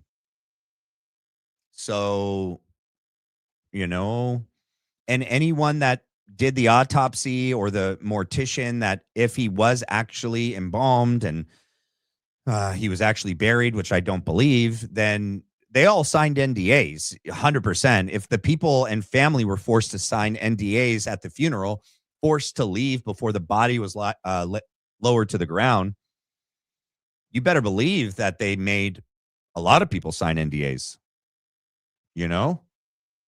And then all the doctors, you know, at the hospital and nurses, they're not allowed to say anything anyway, unless some sort of crime committed in front of them.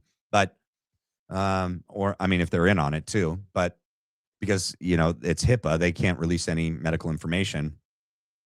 So I don't know that we'll know, but I don't think that they embalmed him, because I don't believe that that was his body. I don't believe that they buried him.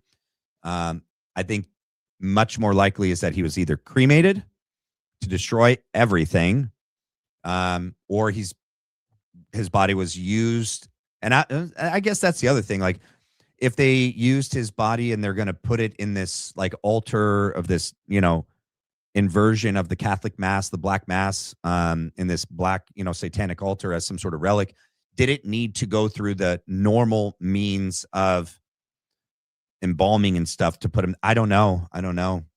But the other means would be this cryogenic process of storing him. And then he would either be in Scottsdale, which is right where they live, or I think there's one in Montana as well. Thank you for the 10 joules, Deanne. Sorry, Deanne. Just Jessica. They keep referring to him as like Jesus. They do. I know. Yeah. They want us to equate him for Jesus. Yes. And they want us to equate Erica like for Mother Mary. So I wonder, and Trump is Jewish. He said so himself. When did he said he's Jewish? Actually a Zionist. Yeah, I know he's a Zionist. Did he say he's Jewish? Because I've heard other people say that too. I've never seen that clip of him saying he's Jewish. I mean, I believe he might be, you know. He's definitely not Christian. I'll say that. You guys want to see them crazy? Let's go. Let's see. Netanyahu's stark warning. Let's go here.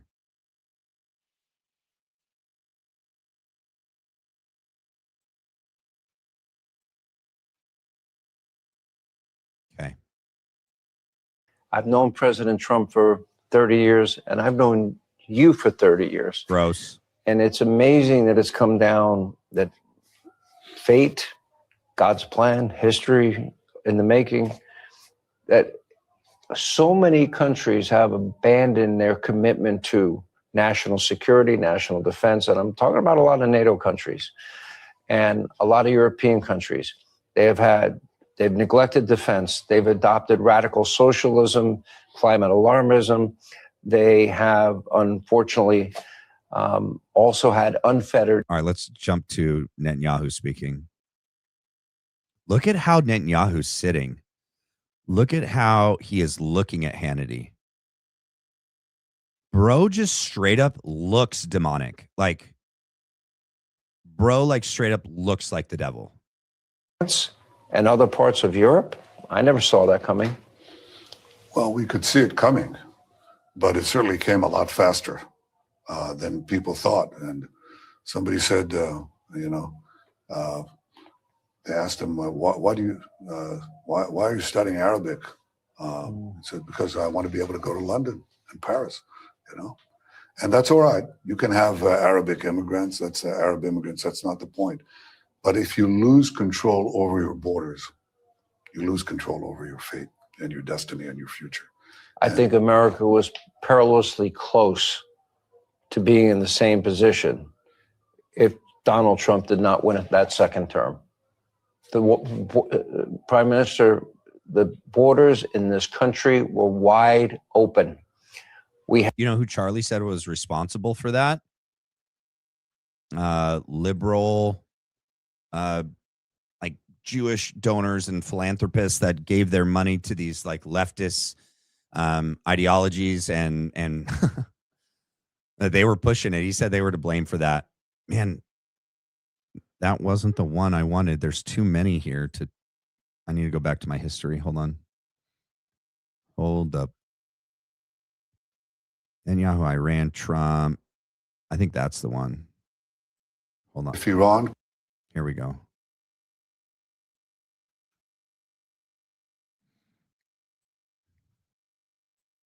Continues to threaten us with mass death, and you. He looks evil. If it thinks it can get away with bombing us, I think they'll make a terrible mistake, because we are committed. You know, the people of Israel are so strong, so united.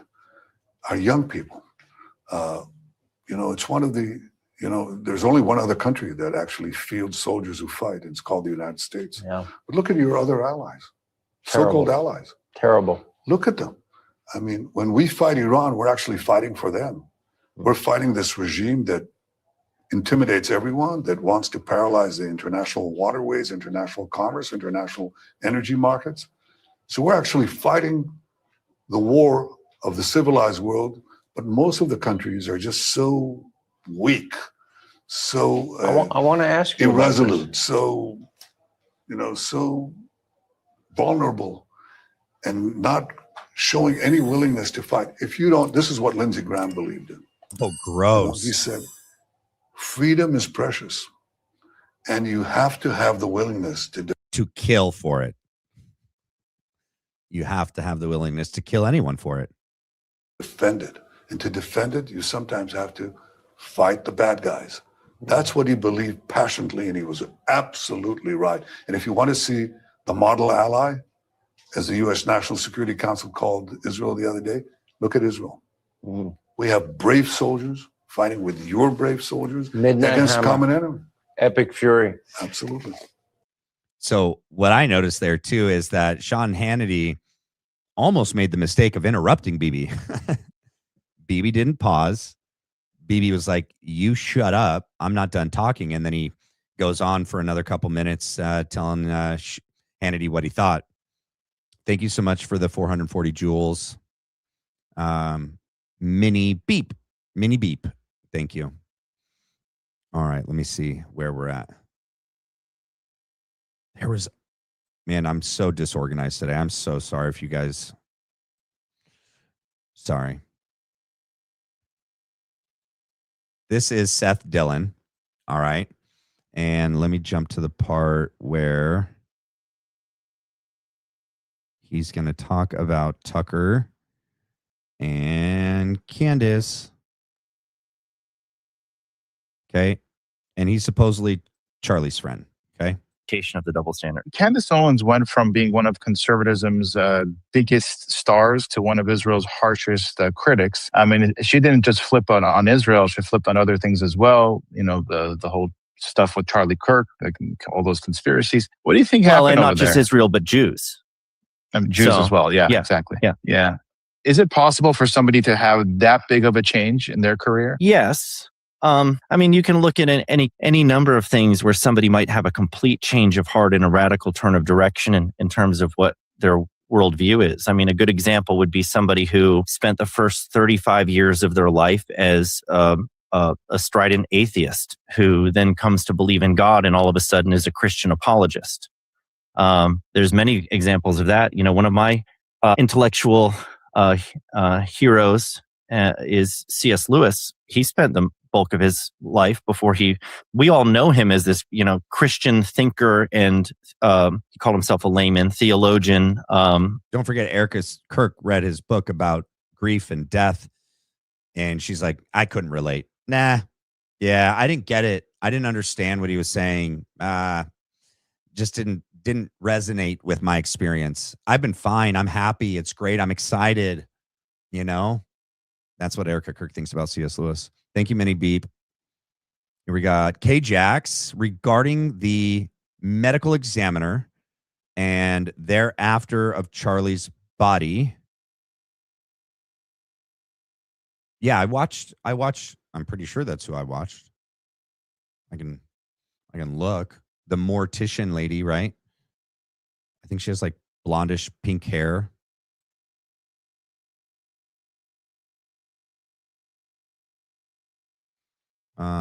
It was in my, let's see. Yeah, what is her? It's Lauren the Mortician. Yes, that's who I watched. Yeah, but it's like, I don't know. You guys wanted to watch that? Not everyone might not want to listen to that. It's intense. But you guys can tell me if you want to. We can listen to it. She's very experienced. I think she knows what she's talking about.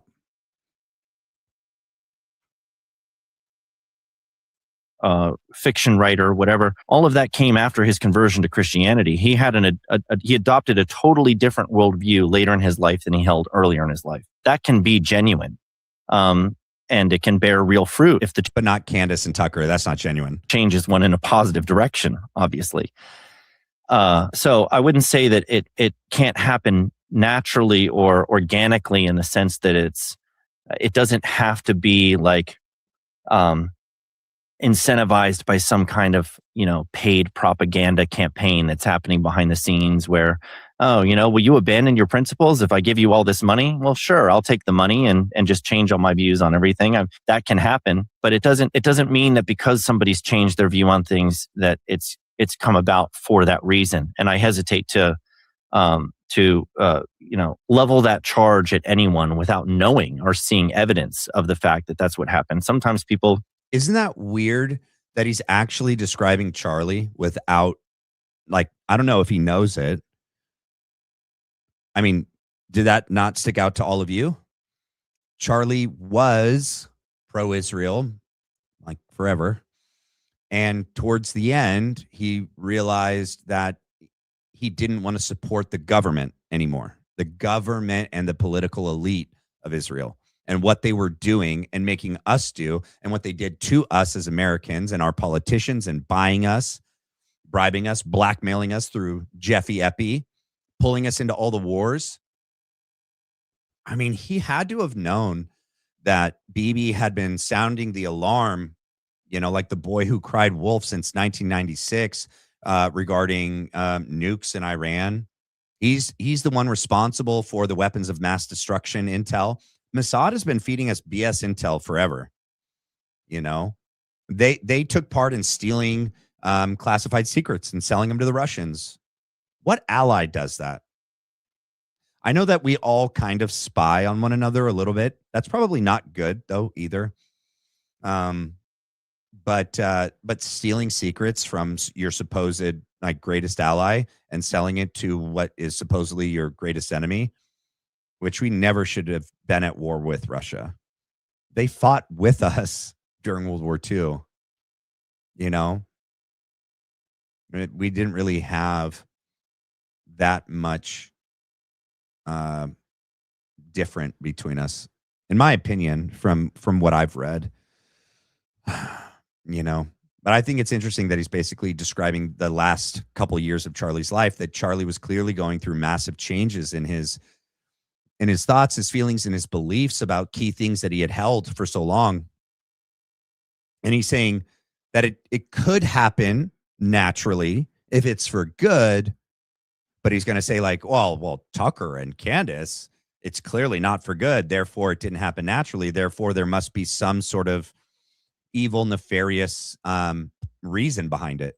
just change their mind on things. But what you see often with these podcasters and commentators is a willingness to sort of check where the wind is blowing, see what the rising trends are, and then just kind of move and shift with that. And they're all over the place, and things that they're saying now will directly contradict things that they said before, and things that they say tomorrow will directly contradict things that they said today. And when you're kind of moving and shifting in that sort of way, it's not similar to what I was talking about with Lewis, where he had this genuine change of heart and his life went in a different direction. And he had this new worldview that was, an example of like what Chesterton said when he said the point of having an open mind. Bro, where is it when you stop talking about probably what's motivating a lot of what's happening here, besides, whatever personal animus may be there or whatever axe to grind somebody may have on an individual level. Now, one technique I think that Tucker and Candace both use is that they're just asking questions. But when does that become a vehicle for spreading conspiracy theories? How dangerous is it when you're spreading conspiracy theories involving Jews and it? This is insane. Just look at what's going on here. We got Stand With Israel. We got this YouTube plaque. We got this America and Israel like combined little altar over here. Man. Yeah. And it's so hard to watch these people. Ugh. Let me get back to Seth. Right. You can try to frame it as though this is mere curiosity. This is a search for truth. It is. But what's interesting about it is, when you look at the audience and how the audience is responding, that's us. They certainly don't. What they're latching onto and what they're promoting and what they're saying doesn't indicate that they're merely curious. It indicates that they've been pointed to and pushed towards certain conclusions. And questions themselves. Oh, we don't have brains. Seth Dillon thinks that we're just a bunch of morons, that we're brainwashed and we're being pushed towards these conclusions, that we haven't arrived at these conclusions on our own free will, that we haven't thought deeply about them. Okay. Mere questions about, what really happened to Charlie Kirk, an innocent and honest question about that. If you're not convinced by the evidence that's already been laid out, can be perfectly fair, but you can also go well beyond that and claim to just be asking questions when you're not. You're making definitive statements. And, Candace has no leg to stand on in saying that she's just asking questions. Right out the gate, she was saying Charlie was betrayed by everyone close to him. Everyone. She used the word everyone. That's not a question. That's a statement. And what's that based on? Wait, you're saying that she can't make any statements after she's asked questions? Like you're saying, let me get this straight. You want her for an hour and a half every day to get up there and just ask questions? That's the only way she can be consistent and honest. She can't arrive at conclusions. She's not going to ask questions to get us to think. And then she's actually going to present evidence to help us arrive at the answers. She's not allowed to do that, because now she's not just asking questions. She's making claims now. Yeah. Claims with evidence, bro. Substantiated claim sounds about what she's doing. Holy smokes. Mary Bay. Okay, when I went through EMT school, we got to view a man preserved in formaldehyde. He passed from bowel obstruction. That's what I meant. What do you mean? Oh, your previous one? Hold on. This one? What if they use Body for Science or picking his brain? It's formaldehyde they put in the body. I do agree that, yeah, when they preserve the body, they use formaldehyde. And I don't think they're not going to donate Charlie's body to science. They're not going to donate any of his organs. In my opinion, I don't think that they would do that. Yeah, I don't think that they would have donated his body to science. I don't think Erica would have done that. I don't know that that would have been consistent with what Charlie would have wanted either. Not that she would have carried out his last wishes. But for me, I think they, completely destroyed the body. They cremate it. B, they put it somewhere none of us will ever go. Only these rich, satanic, elite, powerful, in this black mass altar all room, or they've cryogenically frozen him, and none of us can get into that facility ever. I bet it's so heavily secured. I mean, the only people that can afford this kind of service are going to be the wealthiest people that want to live forever. And I guarantee you, it's got such a top-notch security that like no one, it's like Fort Knox. Ain't nobody getting in there. That's just my personal belief that it's got to be one of those three. I think we can all agree he wasn't buried, right? Are we all on the same page there that Charlie wasn't buried in his complete state? I think the only one, if he was cremated, I don't even know if he was buried at all. I don't know what they would have done with his ashes then. But yeah. All right. Have questions about what that's based on. So it's I think it's very disingenuous. Most of the time when I'm just asking questions line is being deployed, it's very similar to when people say, well, I'm just criticizing Israel. No, you're not just criticizing Israel, because out the other side of your mouth and 5 minutes later, you're denigrating the Jews and calling the Jews out by name. Or not. And so, if you want to fall back on, if you want to actually have ground to stand on and saying that you're just criticizing Israel, then you can't be engaging in this conspiratorial scapegoating that paints Jews in the worst possible light and characterizes them as antichrist, Christ killers who are responsible for all of the world's evils. When you start delving into that stuff and promoting that stuff and pointing your audience in that direction, you've gone well beyond asking questions. And so it's completely disingenuous to suggest that that's all you're doing. I think opposing Israel has been...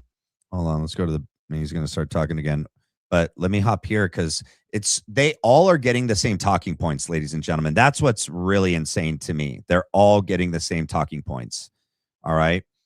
And they're all pushing a narrative. They're all pushing a certain view on Christians. This is the only way, the only truth, the only life, that no one comes to the Father except through him.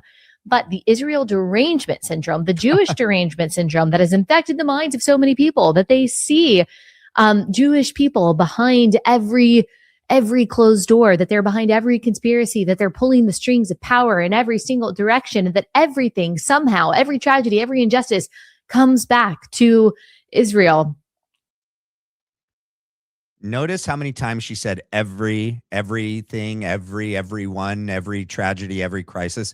No one has ever made that claim. Not Tucker, not Candace, not anyone has ever made the claim that every single tragic crisis or catastrophe or evil event or murder or assassination or corruption, that every single one, they're behind it.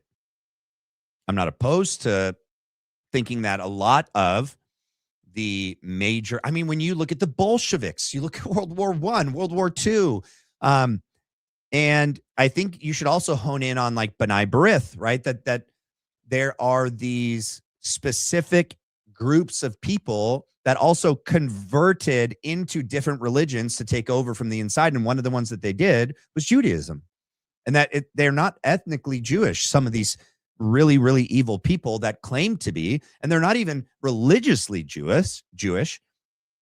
They're claiming to be ethnically Jewish, but I don't even think they are that, like Bibi Netanyahu, right? He's got an Eastern European name that was renamed. And I think it was the previous, however many prime ministers, that's the case. But there is a lot of correlation. I think what's hard about this is that there is a lot of connections to specific evil people that were also either ethnically Jewish or claimed to be. But I've never heard anyone make the blanket claim that all Jewish people are evil. Nope. No. There's a select group that over these years are working together, but I don't know. I haven't even been able to articulate it the best way, and I don't want to try and get it all messed up, but I'm not making that claim. Candace hasn't made that claim, and neither is Tucker. Charlie didn't make that claim, and neither did Megyn Kelly. There are specific individuals that I don't even think are that at the time too were actually practicing like rabbinic Judaism, that they were actually religiously Jewish. Most of them are atheists. Yeah. Hopefully I didn't mess that up. Thank you so much for the gold coin, Tiny Full Huss. Huss. That reminds me of the song Du Huss. Du Huss Mesh. Do you remember that song? That is just beyond the pale. No. That is beyond logic. That is beyond reason. I think that there is something You're right. We no one's ever made that claim, Allie. Nobody's ever made that claim. spiritual there, because we see that same pattern over and over again in so many cultures throughout history. And that is anti-Christian. Okay. So we can debate Judeo-Christian and whether you should use it, whether it's a helpful term, whether you think it's an accurate term or a biblical term, that's fine. But let's not pretend that this debate is happening in a vacuum outside of the context of people's Israel and Jewish derangement syndrome that has unfortunately just like blinded them to reality as they are looking for the secret things that are truly going on behind the scenes. Just a strange phenomenon that we see going on right now. So insane. The truth is that Judeo-Christian is not in scripture. I really don't care if someone uses that or just says Christian. I am okay with simply saying, yeah, the Christian idea that we are all made in God's image, like the Christian idea of anything that is in the. But have you not read the Talmud? Do you not know that that's not what is taught there, though? That it's specifically we're different, and that our souls and our spirits are imbued from a different place that is less than. Okay. I don't know. I don't know that these people like Allie and all them actually have done their research, or that they have and they just don't care. And they're just getting paid maybe, and they're just fine with it. And they're like, yeah, you know, I got a nice house. I got a nice car. I just get up here. They give me the script. I just say it. It's not that hard. I don't even have to come up with my material. I just show up here, and what do you know? It's just right there. I just have to read those words and look into the camera. Yeah. I don't know, man. Let's go back to Seth Dilly-Dally. To support Israel, because that side will embrace you with open arms as another, as a very, there's no more convincing advocate. Well, you see, they cut that right there. That was a cut. They edited that. I wonder what he said. What did you say, Seth? What did you say? Why did you have to cut it?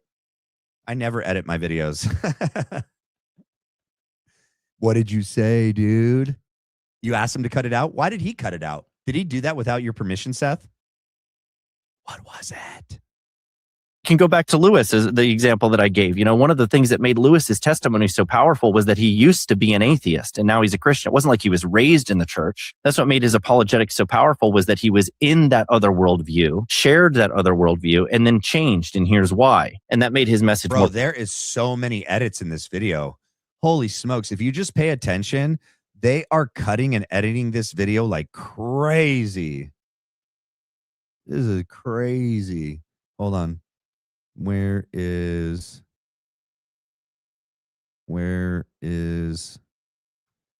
hold up.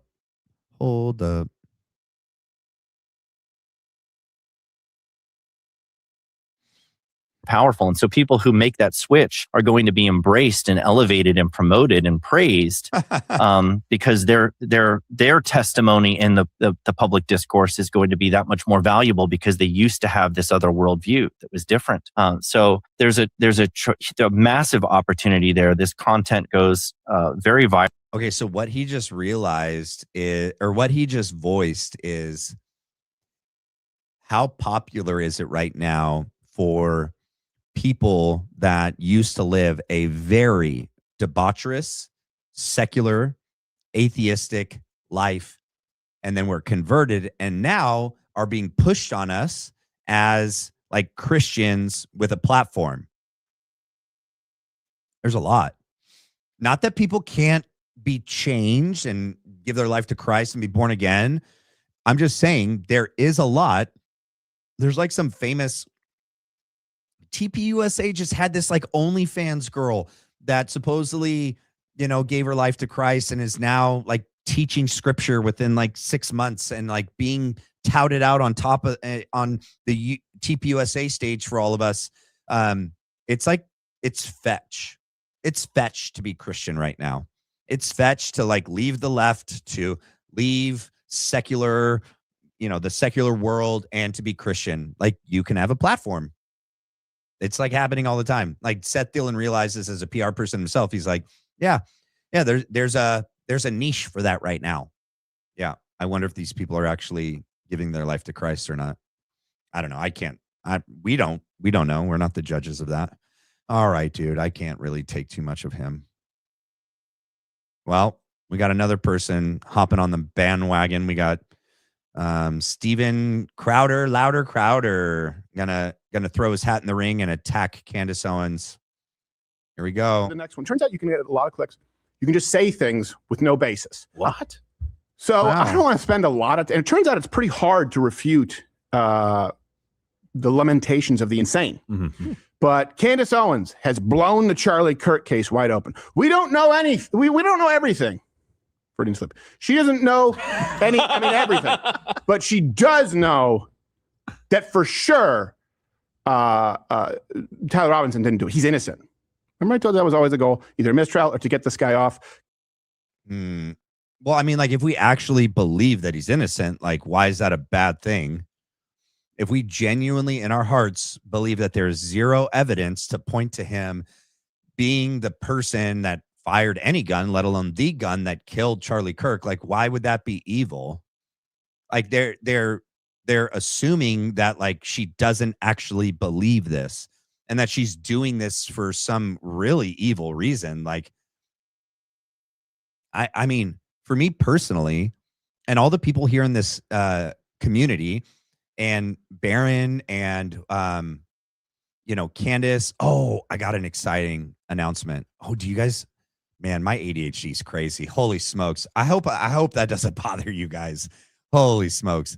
I just think of something, it pops in my brain, and I say it. Maybe starting the week that I get back from vacation, and I'm just doing this full time. Like, I will have things written down.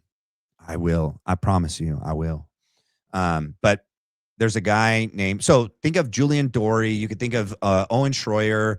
What are other big names? Danny Jones has questioned this. Joe Rogan has questioned this. Baron Coleman, Candace Owens, Ian Carroll, Coach Colin, we all genuinely believe this.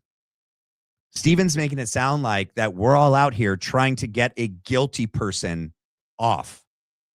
Do you know how evil and gross that is? That people that knew Charlie, or at least people that like followed Charlie, or even after the fact, people that became more fond of Charlie after his death, are heavily invested in this. We genuinely believe that there's this much evidence that Tyler killed Charlie Kirk. He's trying to say that, no, none of us believe that we're just trying to get a guilty person off. That's insane, dude. It's nuts. Okay, so this is what she posted. Today's episode will be positively explosive. Might even free a young man who's being wrongfully framed for the murder of Charlie Kirk. Correct. He is being wrongfully framed for the murder of Charlie Kirk, she says. She'll try and tell you, I said might even free a young man who is who is being wrongly framed for the murder of Charlie Kirk. Tyler Robinson is innocent, according to Candace Owens. We'll see if it stands up to scrutiny. Note, all of us think that Tyler Robinson is innocent. All of us. People who sold you Fed slop, that right there, that's poisoning the well. They're going to have a terrible, terrible, terrible, terrible, terrible week. Want to bet? Here is the evidence, and then we have a new segment, Stupid in 2 minutes or less. Let's just watch hers in its entirety so we don't take it out of context. I just kept thinking to myself, a military call on a rooftop would be very relevant, right? Sure. Told you that's Not back really. even when I first had that conversation with my source. He said, yeah, that's what I saw. I thought, well, they obviously can't keep that from the public. They can't just keep gaslighting the public about that information. Well, we have certainly something to show you. Now, what happens next That shows is Tyler Robinson's innocent. exactly as my source stipulated. Our a rooftop guy begins a tactical crawl. It's actually known in the military as a lateral crawl. Let's watch that.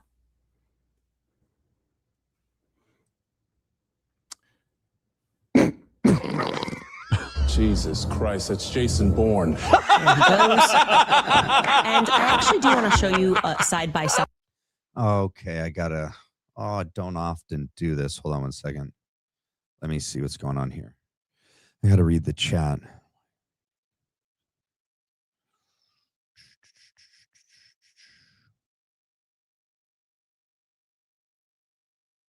What I don't want to happen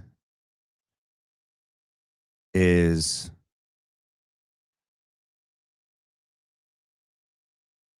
I don't really see.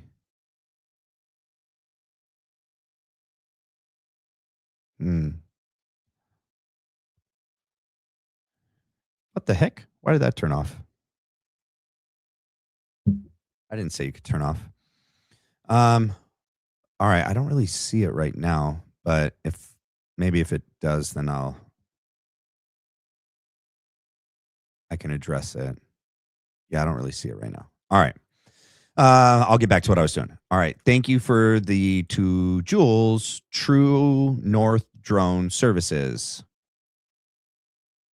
Thank you. All right. If I see it, then I'll address it later, but I don't see it. So we'll continue. So you can actually see a real military man do that alongside this person on the rooftop. Let's bring in that side-by-side clip. Here we go. Okay. Which military wears that uniform? Right there is that a real military? as a lateral crawl. But we're just going to show you that so that it's clear. Seen babies do it too. Back and forth flash there while he's military crawl. Oh my gosh, this guy's so annoying. Let's get to the part where they're going to stop making fun of her. They're going to put a picture of her being stupid.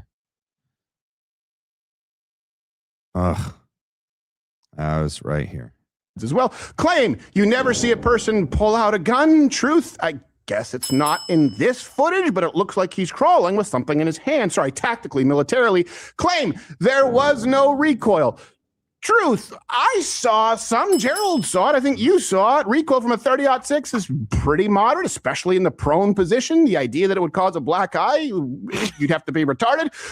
Another truth, the medical examiner report, which of course is not real. All right, yeah. So really what they're missing from this is what the prosecution has claimed, what the early investigation claimed was in that video on the roof, right? That there supposedly is not to mention what the prosecution and all of these propagandists came out and said on the last day of the trial was that there was crystal clear 4K footage of Tyler Robinson. Clearly you can see him, they say.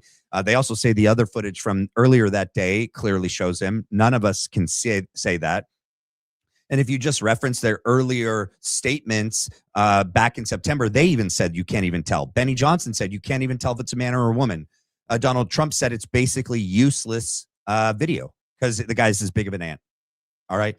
But in the charging documents, probable cause statement, and early hearings and documents in the court case, and also in the preliminary hearing, they've lied and said like you could see him, and they say Tyler climb over the railing, assemble a rifle, go out to the shooter's perch, put the rifle out, take aim. And then some of them were like, you could see him pull the trigger. You could see the muzzle flash. You could see the recoil. They made those claims. We saw the video. Finally, they've kept it from us. They lied about it in court. We had people there that came out and said they did lie. We were there. That's not what it showed. That's not what it happened. Candace finally releases it, and it shows exactly what we thought it showed. A blurry video of someone wearing black on the roof, running out, crawling, and laying down. You don't see anything in his hand except for what could be considered a blanket, a tarp, a towel of some kind. You don't see anything that resembles a rifle. You don't see any action that resembles him firing a rifle. He's not even close enough to the edge to get the downward angle in order to hit Charlie at the 9-degree slope. The person that's down there on the right that filmed the footage that's sent to Candace says he thinks he saw a rifle. He didn't see a Mauser. He doesn't see a, muzzle flash or recoil. He says he can feel the concussion or what sounded like the gunshot, but everyone heard something. Something did go off, whether it was projected through the speaker system or if it was someone on another roof somewhere else firing around. There was 911 calls from that day of other shooters on other roofs like the library or the science building, supposedly shooting off a gun. I think she did prove that that footage is not what they say it is. That's my point, and I agree with her on that. Thank you so much for the 10 jewels. Thank you so much for the 5 gifted Black Line Brief memberships, KJax. And then I don't know if this is good or bad. Nap, does that mean I'm putting you to sleep? Hopefully that doesn't mean I'm putting you to sleep. Get me out. Get me out of Tennessee. Do you live in Tennessee? Yeah, get out of there. Hopefully I'm not putting you to sleep. Get me out of Tennessee. Hopefully you're saying something else. I don't know. All right, hold up. I don't want to show that. All right, let's go here to remember where a lot of it all started, where the lies started. I mean, it started before this, but here we go with Frank. Just remember. Erica wanted me to share Oh. with you what happened after that shot rang out. Why would Erica? So this is what I'm saying, you guys. Erica has been directing all of this. You guys want to know who was one of Charlie's handlers? Erica Kirk, in my opinion. Who told who told Andrew Colvett to say that Superman neck of steel miracle, it's a Christian miracle that nobody was killed behind him? That wasn't the surgeon Lee Trotter. That was Erica Kirk. There was a 3-way conversation. Erica, Andrew, doctor. She said it, and then she told Andrew to say it. She's been coordinating and directing all of this, you know, from the shadows. Lied about the text messages. No, Charlie never said he was afraid for his life. Receipts get released. Yeah, he did, but he didn't say it in text messages. He said it in like a WhatsApp, like a messaging app service. Sorry, you weren't specific enough. I got confused. No, we call that lying. It's lying. What else? So many things. It's hard to keep track. Yeah, I mean, coming out right away, forgiving someone, literally sentencing him to death with no evidence, saying that you're working with the prosecution when you go on Barry Weiss, when you had just met with Candace and said, you know what she knows, what we know. That's what we thought. That's why we were confused when you're all talking about a mountain of evidence.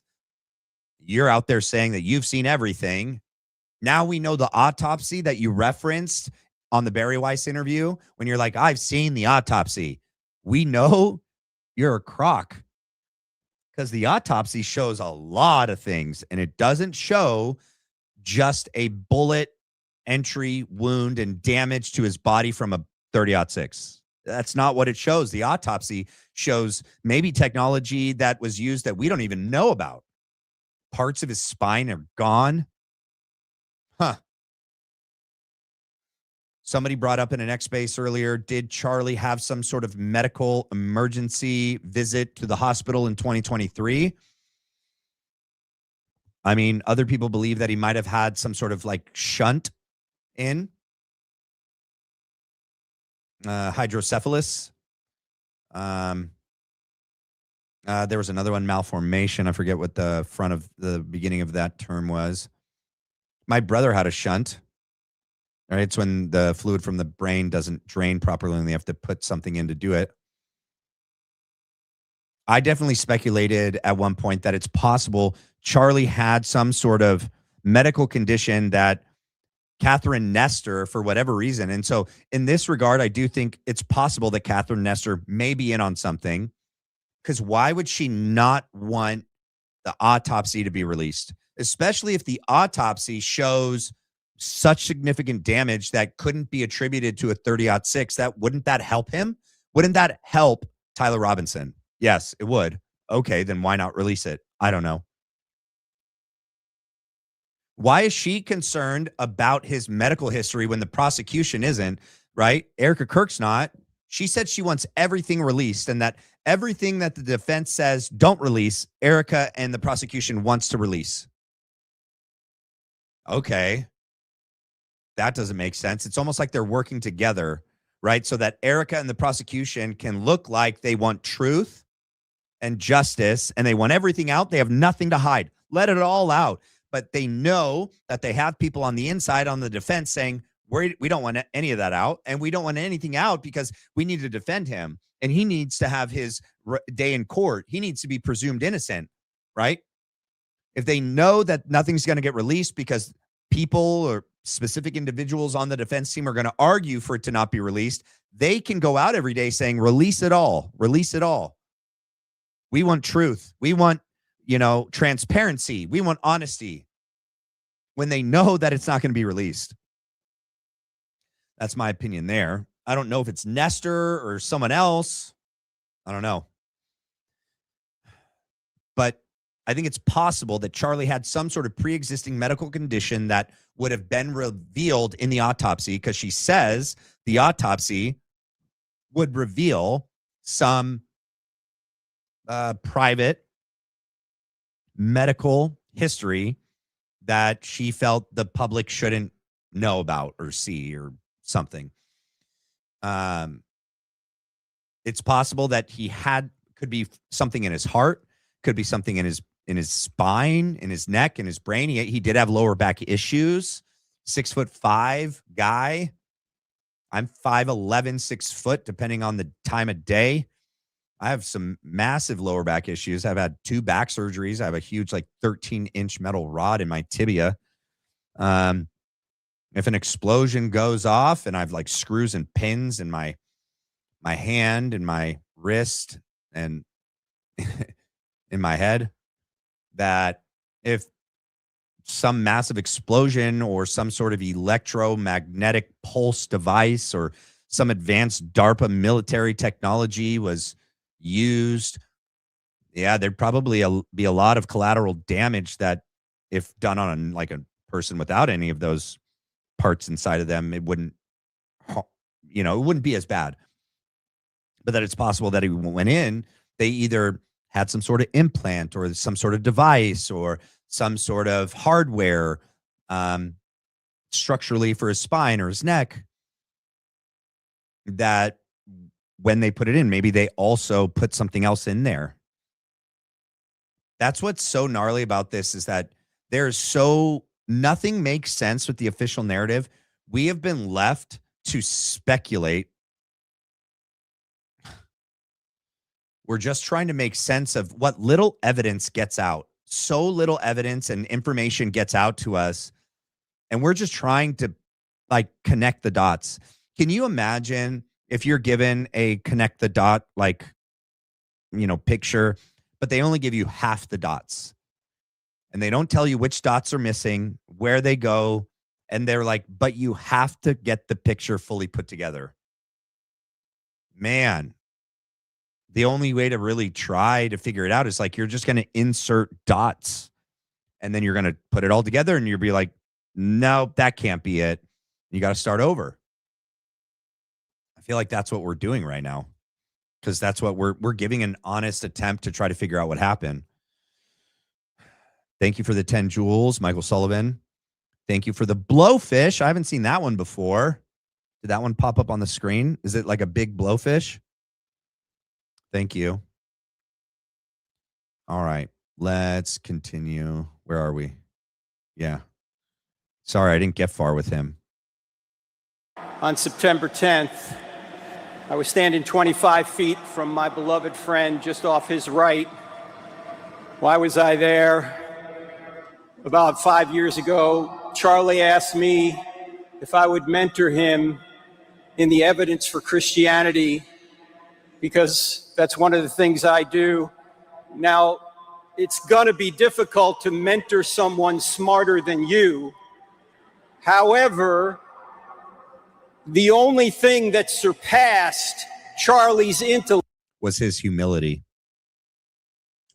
I'll bet you $5, bet you a super chat that's what he says. He says the same thing. This was the first time he rehearsed. Well, I can't recall if he did those YouTube videos before the memorial or that happened right after. But the same story that he said from the beginning, he says every time, and he's still saying it today. It's like he's a broken freaking record, or it's like he's doing a psyop, because that is one of the hallmarks of a psyop: repetition, repetition, repetition, cadence. Was his humility.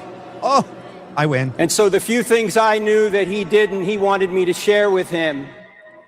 When that shot rang out, I took a step toward him, but his security team was on him immediately. And so Charlie, being like a son to me. Oh, son. Okay. I ran toward the security team and we ran to the SUV together. No father would stand back and go, no, you just take my son, take him, I'll meet you at the hospital. Okay, he's like pretending to cry. He doesn't end up crying. He doesn't cry at any of the times. He just does this thing with his voice, right? Which actors do. So do actresses like Erica Kirk. Make it seem like they're getting emotional, like they're feeling emotions that we know and that we're supposed to identify, like, oh, he's getting choked up. He's about to cry. Nope, he's performing a bit right now. He wasn't Charlie's dad. Charlie wasn't his son. They weren't like father and son at all. He was like somewhat of a figure here and there, in and out, that advised Charlie on things at times when Charlie asked for it. You know, but I believe this guy, just like James and Jack Hibbs, James Cadiz, Jack Hibbs, Greg Laurie, Frank Turek, and who's the other one? Rob McCoy, were pushed on him by Erica. I got into the back of the SUV, and let me tell you something. His team was amazing. When this full investigation is done. You want to know why he's saying that? By the 11th day, people were already asking questions. What the actual heck is wrong with the security team? People were already saying, why was Charlie even allowed to go to this event? Why did they insist on it outdoors? How did a security team, after Butler, not put people on the roofs, not block the roofs off, or say that they couldn't actually provide a good security plan for him and say, like, no, I can't guarantee your safety. We're not doing this event. Brian Harple's insurance, Brian Harple's company's future, they would have you believe, Brian said this, and so has Frank, that Charlie wouldn't have even allowed Brian and the team, like Dan Flood, to tell him, no, we can't do this. You're not safe. They blamed Charlie time and time again, that he was just so courageous. He was so fearless. He wasn't afraid to die. Didn't care about his family or his children. Didn't care about how much more souls he could win to Christ with his life. It's such BS because it wouldn't matter. It shouldn't have mattered even if Charlie did. Like, your whole security company is on the line. If you can't justify after the fact when you lose someone that you did everything possible, no, you're going to lose your company. You're going to lose a wrongful death lawsuit. That if you say, oh, we wanted to do those things, when they ask, like, why didn't you get people on the roofs? Why didn't you block the roofs off? Oh, Charlie, he just said, nah, I'm good. We wanted to do those things. And then Charlie was like, nah, I'm just going to do it anyway. It doesn't make sense. Well, here's the thing. They didn't do it though. Okay. They didn't do those things anyway. They didn't meet with the Chief Long and the UVU police. They didn't ask for those roofs to be covered by them. They didn't ask if they could cover those roofs. The only roof ever in question is the stupid Hall of Flags and the stupid rocks that were being thrown down. That happened the morning of the 10th. That's it. So, but they would have you believe that even if Brian and Dan deemed that this outdoor event was unsecurable, that there was no way that they could provide security for him, and they told Charlie, hey, we can't guarantee your safety. They say, Charlie said and would say, no, we're doing it anyway. I don't care. So when Frank gets up here on the 21st and is like, his security team did everything. No, they didn't. That's not even opinion. That's just like a fact. No, they didn't. And look at the video too of like, what were they doing when they were supposed to be like rendering aid to him down there on the ground? One of the things I'd speculated is they were checking for a pulse on this side of his neck or his wrist. They moved his arm. Remember when his arm flew over? Okay. That they were checking for a pulse to make sure he was dead. They weren't packing the wound. Only one guy had blood on him, and it was just a little bit. A little bit more blood transferred when they carried him there, not because they were giving critical aid, but because they were carrying him and they couldn't secure the wound while they're carrying him. And so like blood transferred from Charlie onto them. So that's why later photos show more blood on some of them than others, not because they were actually trying to stop the bleeding though, because they were carrying him in that moment. But I think it's possible they were taking things off of him. They were clearly, you can watch the video, they're shoving things in their pocket. They're handing things off to other people. They're probably checking his pulse, making sure, yeah, all right, he's good. He's done. And then they're like wrapping up the shirt to make sure that maybe the ABS plastic or whatever device can't fall out in transit to the car. Also, that's when they would have taken that patch off of his side of his rib cage, because the photos that we see, which Candace showed and Barron showed, are while they're carrying him to the car, where you could see this like rectangular space under his like right chest that seems to be unblemished and has like a perfect outline of like something that was there that kept it from like getting burned, having bruising and blood on it. So I think that's what they were doing, in my opinion, on the ground before they took him away. I think you're going to see that his team did everything they were supposed to do. No. In the car, Justin was driving. Dan was in the front with the GPS. Rick was to my left. He had Charlie's head. And Brian was at Charlie's. Okay, is this normal, by the way? Do you think his parents, Charlie's parents, are happy with Frank using a memorial service to try and exonerate the security team? Like, who told him to say this? Like, why is he using his time to tell about Charlie, talk about his life, talk about his legacy, talk about his impact, his relationship with Frank? He's going to use the majority of it to try to exonerate the security team. Why?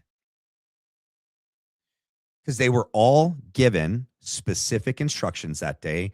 Every single one of them that got up there were told what to say so that it would cover a different aspect of the narrative. And this is where they drove it home. You want to know why? Oh my gosh. The more I think about this, it's insane. Do you want to know why they did 3 to 4 hours of worship? I just thought of this. It got people in a hypnotic trance. They become more suggestible. The music, the worship, it's going to be a heightened state of emotion. Logic and reason are going to be down on the lower end. They're not thinking clearly when they're playing videos of Charlie alive, his things that he said. They're playing worship music. You're in a highly suggestible state. Very impressionable, very vulnerable moment for everybody watching. Everybody present, everybody at home. 3 to 4 hours of worship. It's like you're priming the subconscious and the psyche to be ripe for this propaganda and this, brainwashing that's about to follow. And then each person had a system from the very beginning. Rob started it, right? Rob came out and opened. Boom, boom, boom. The only one that threw a wrench in it was Tucker Carlson. You could tell if you watch and listen to his speech, he was not told what to say. I don't know how they let him up there. I think if they didn't let him up there, it would have looked worse. I don't know that he would have listened to them about, like, if they tried to tell him what not to say. I don't know. Maybe they had, you know what they could have done? Yeah, they could have used the widow. Yeah, they could have manipulated him through Erica. Erica, the widow, the grieving widow, gets up there and says, you know, I really don't want you to touch on this, or I really would love for you to focus on this part of Charlie. I could see them getting Tucker to not say certain things and say other things by using Erica. I don't know if anyone can verify if Charlie's parents were there. I've heard conflicting stories. I know they didn't speak. I feel like I saw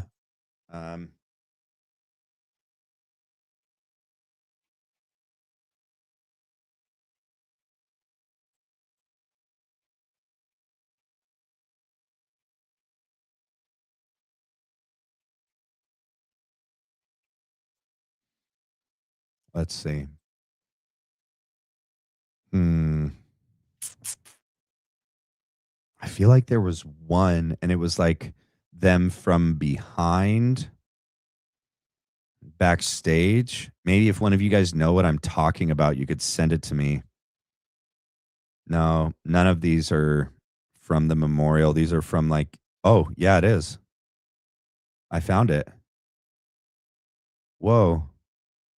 No way. Let's see. Hold on, you guys.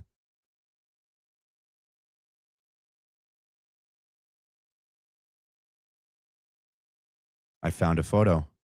They were there. I mean, we don't see their faces, so I mean, we have to assume this is them.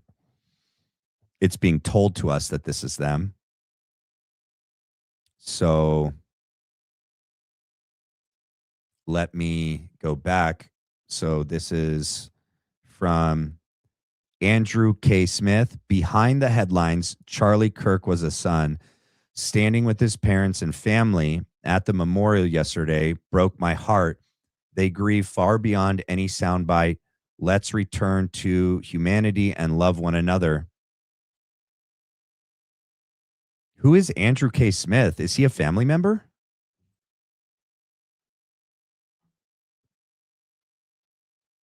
Yeah, that looks like Charlie's mom from the side.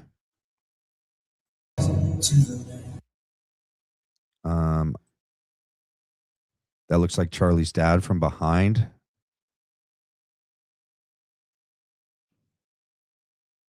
I had to mute it because of the music. I don't know if it's copyrighted or not.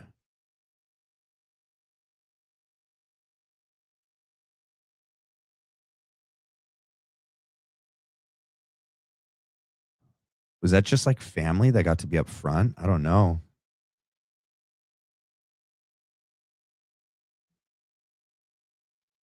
Who is this Andrew K. Smith guy?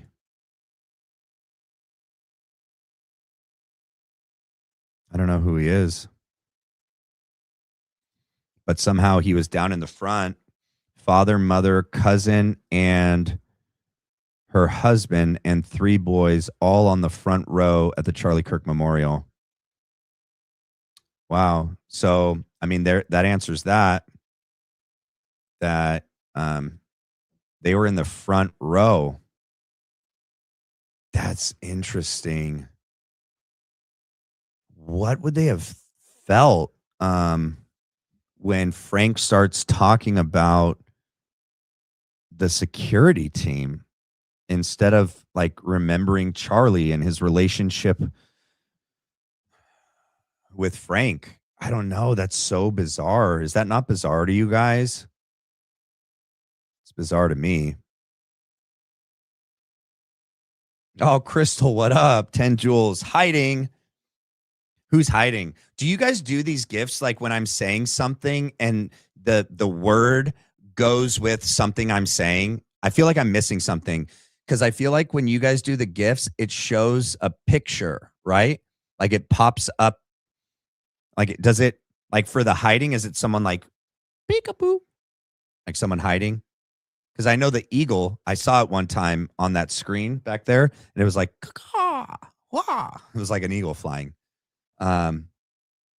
So is someone hiding? Frank Turk needs to hide.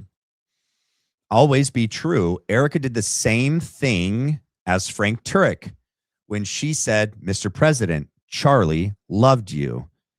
Trying to rehab Donald J. Trump on September 12th in her white suit, the day after his comment about the Baal room, not caring about Charlie Kirk. Yeah.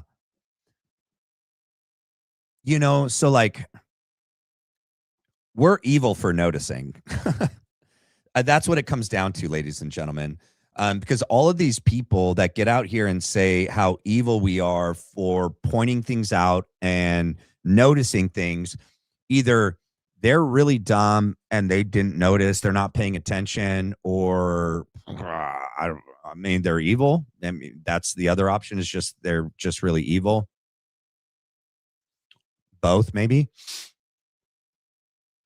Hey, I did this a while ago, but we have 863 people here. We have 594 likes. Can you guys do me a favor? Whoever hasn't pressed the like, can you please hit the like? It helps the channel. It helps me out. It's the best way to help support me. Thank you. Let me get back to this one that just came up. And Deanne, Andrew interviewed Charlie Kirk morning of 9/10. Wait, what?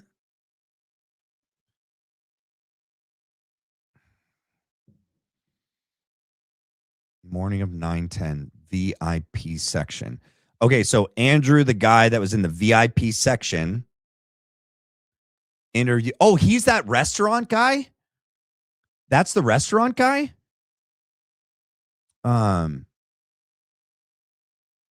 He did have long hair, you're right.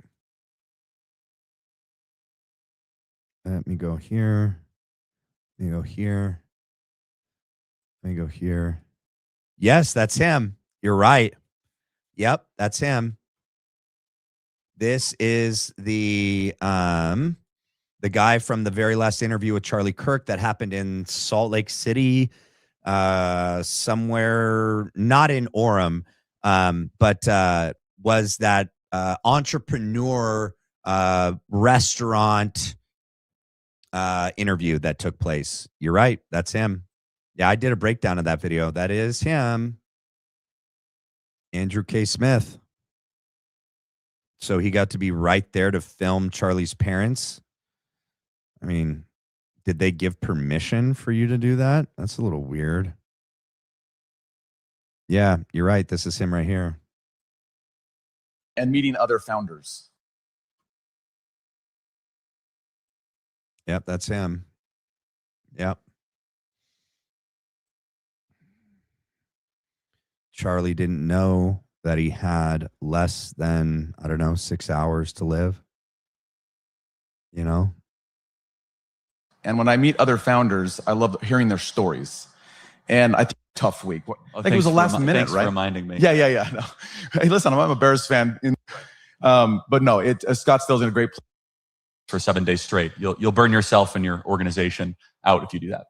Yeah, it's interesting because this one won't. It's on X. This one won't let me see the bottom where I could just hop to the parts where Charlie spoke. But I've played that before. If you guys want to go back in my library, you can see where I did a whole breakdown of that video. His feet, and Charlie's so big we couldn't even shut the door. He's so tall, and I'm perched over the back seat. How bad is this, you guys? Dude, like, this is 11 days after the assassination.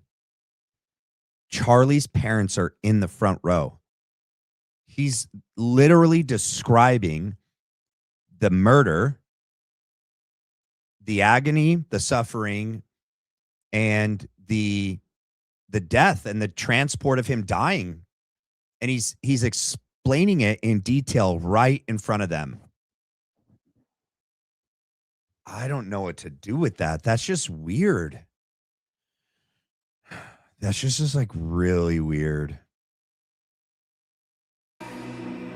And while they're administering all sorts of first aid, apparently my job was to yell. I was doing a lot of yelling. And I want you to know that we did everything we could to save Charlie. So that's weird. So his first story was that he did a lot of yelling. His second story is that he was praying out loud the whole time. His most recent story is that he was praying out loud until the last 20 and 30 seconds. And then he said, Brian and Rick Cutler, get out of the way, you buffoons. That's not how you save him.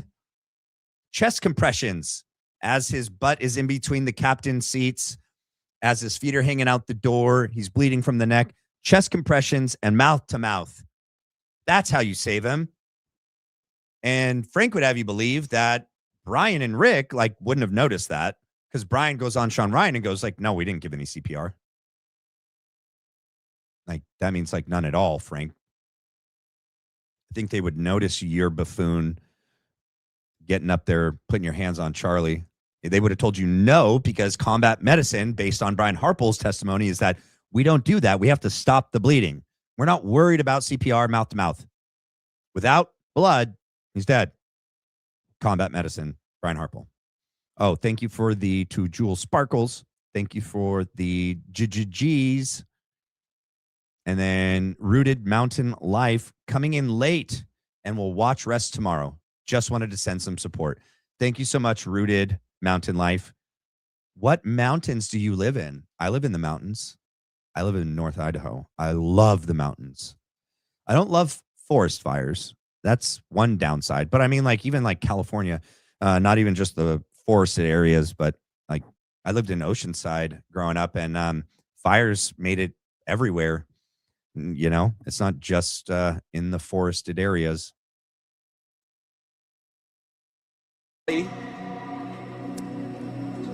But Charlie was already gone. His face was looking at mine, but he wasn't looking at me. He was looking. Sometimes he says his eyes were fixed.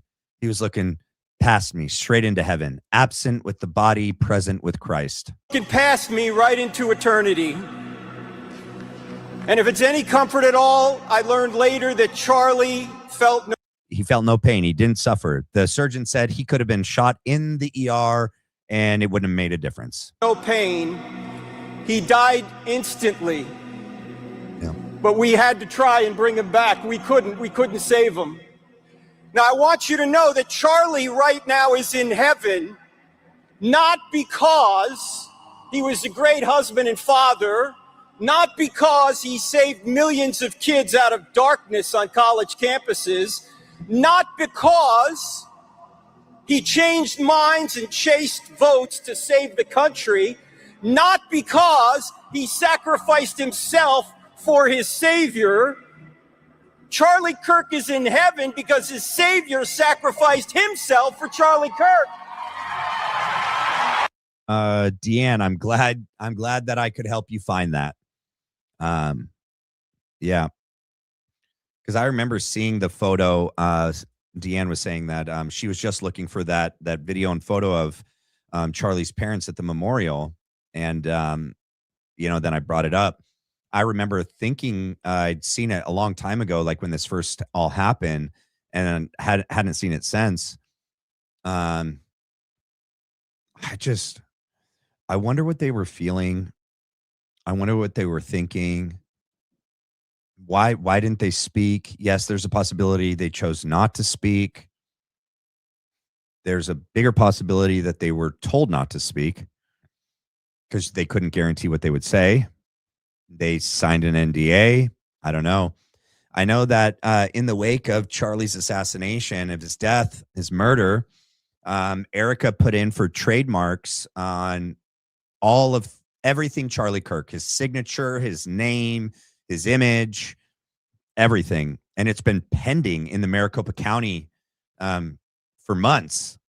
And other people speculated or theorized or said that they have it on good authority that the parents are fighting for that, like ownership, for the rights to that. I don't know. I wish we knew more. All right, I'm done listening to him. Did I behind the scenes? Let's see. Hold on.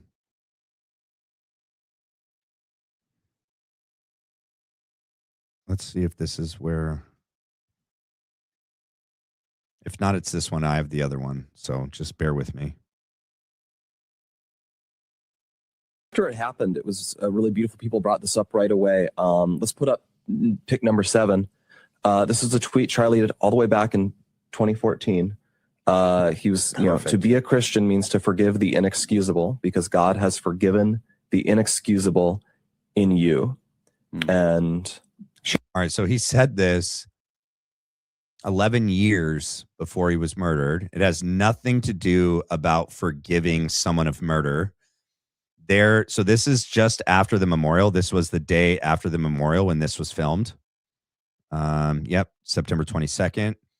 And they're trying to tell you like what a beautiful thing it was for Erica to forgive Tyler Robinson 11 days after the murder of Charlie Kirk without knowing at all, like without having any real knowledge as to Tyler Robinson's guilt. Sorry, dude. My legs hurt after sitting for so long. That's not real forgiveness. You don't forgive someone of something they haven't done. That's sentencing someone. That's accusing someone. Like if I asked one of my kids, did you take that? And they say no, or I have no evidence that they took it. And I go, I forgive you for taking that. And they're like, I didn't take it. You're like, okay, but I know you did, even though I don't. I forgive you anyway. Isn't that weird? Forgiving someone of something you don't know that they did. You just are saying they did it. That's why there's a more evil purpose behind that forgiveness. Because everyone in the audience and everyone watching is going to conclude, right? It's like you put 2 Legos on a table, they're separate. You just naturally go, well, those go together. You put them together, even if they don't. People are going to conclude the wife must know. Remember how much little information was being let out 11 days after, how little we knew about everything. Everyone's just going to assume that she must know. She must know things that we don't. And she would continue that lie all the way up to the prelim. And so did Andrew and Blake and all them, making us believe that they had access to and have seen and have been told evidence that proves Tyler did it until we got to the prelim. And we were like, oh, no, it's literally the same evidence that you guys have been talking about this whole time. There's nothing new. Great. So you are just as evil as we thought you were. Sweet. Thanks for confirming it. Erica gets up there on September 21st, forgives Tyler. Then at Barry Weiss interview in December, she goes, so do you think that Tyler did it? Erica, yes, I do. Well, why? Because I've seen it all. I've seen the prosecution's case against him. I've seen the evidence. I've seen the autopsy.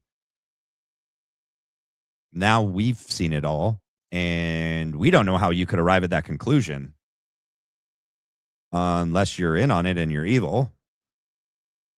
Yeah, that's the only conclusion in my head. She shared Christ. That was probably the most Christ-like thing that happened. A lot of people talked about Christ. The Secretary of War talked about Christ, right? Very interesting. Don Jr. talked about yeah, that's something. And they laugh at the fact that Don Jr. talked about Christ. What do you think that means, guys? You think that means that he's an authentic, genuine Christian behind closed doors? No. I think they laugh because they know that he's not, and that it's insane for him to talk about Christ. They laughed. Don Jr. talked about Christ. Yeah, A lot of people talked about Christ that day that have never talked about Christ before and have never talked about Christ since. So, yeah, I don't conclude that they're Christian at all.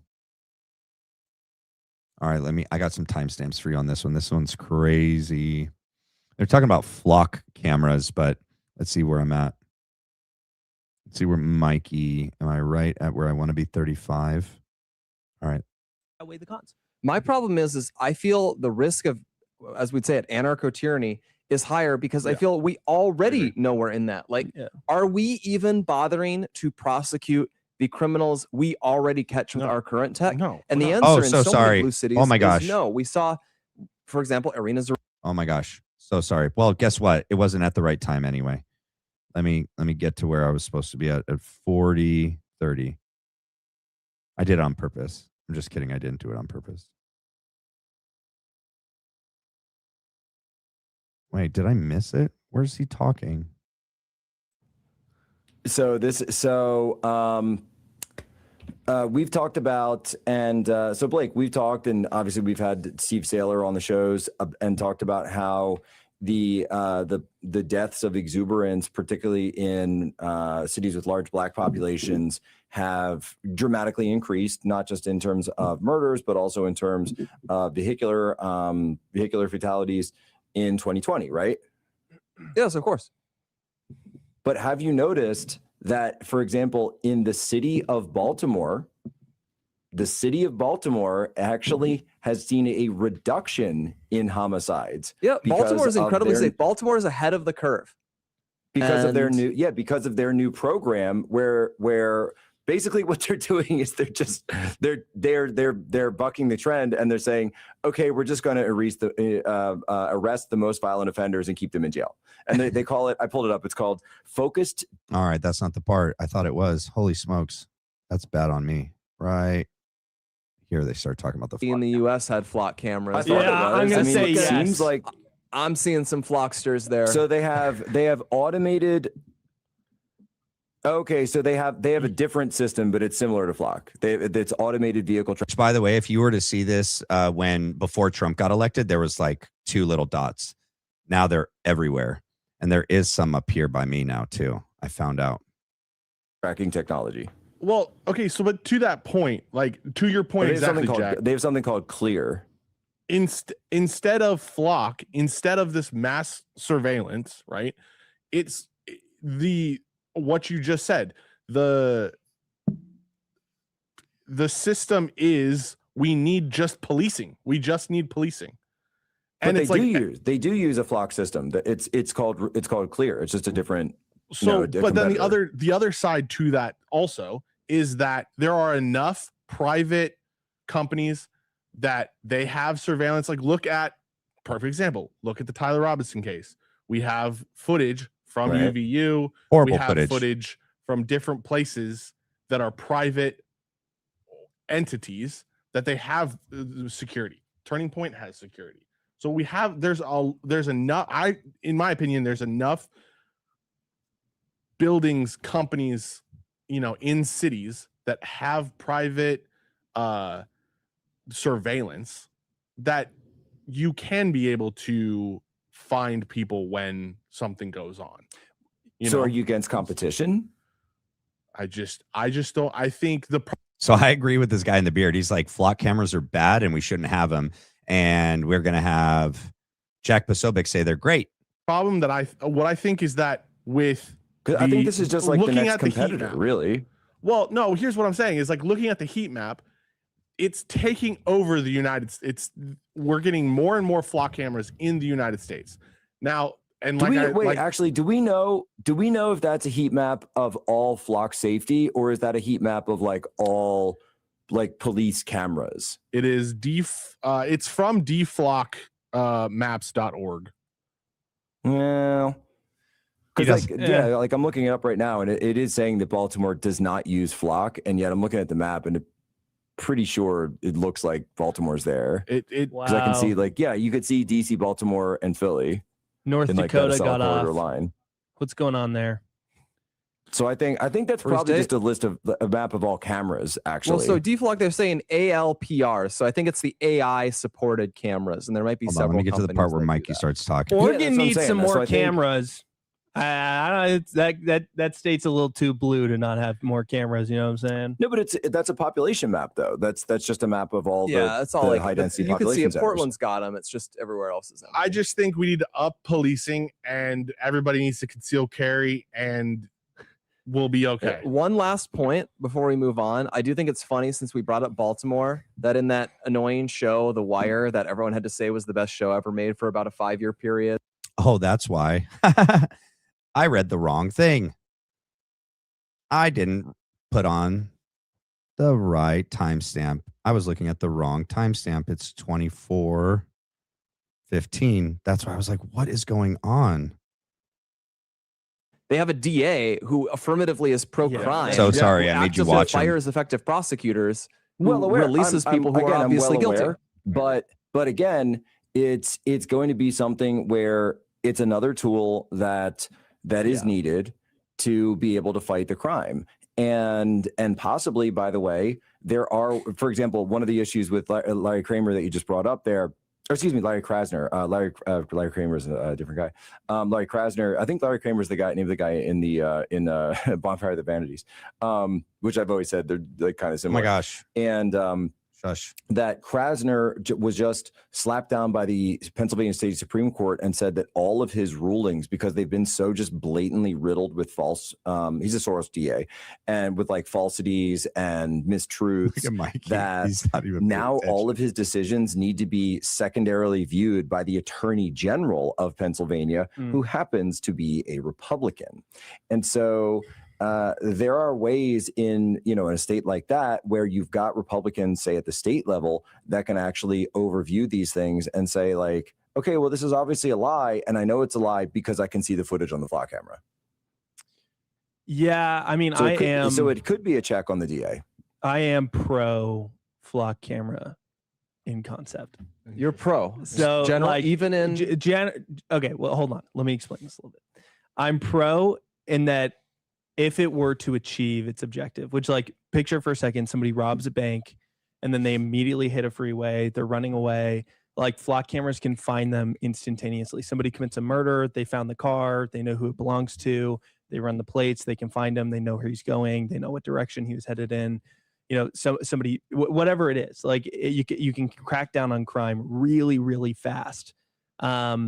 And it's actually not like, it's not easy for like law enforcement to crack down on stuff really fast. I mean, they have like 20 tips that immediately come in, and then they have to verify all 20 while simultaneously like taking evidence from the crime scene and also like running DNA and all these things. And so to like remove different situations and have it cut down, like, that is good in concept. However, like, powerful tools in the hands of bad and evil men, like, throughout the years, even Charlie's stance, like, on the death penalty had changed from pro, anti. I remember asking him, like, why were you anti? And he was like, well, I'm pro in the fact that it's a good thing. I'm anti in the fact that evil men can use it for evil purposes. And without Charlie there, none of these people can give like an opinion that Charlie would have held. Charlie would not have been for flock cameras. And so, like, flock cameras, think like January 6th, right? I'm anti because under the Biden administration, they were like finding these people. They could have found all of them. Like, some of these people probably are like fine now because they waited the 4 years and then President Trump pardoned them, right? But they could have found all of them and very fast too.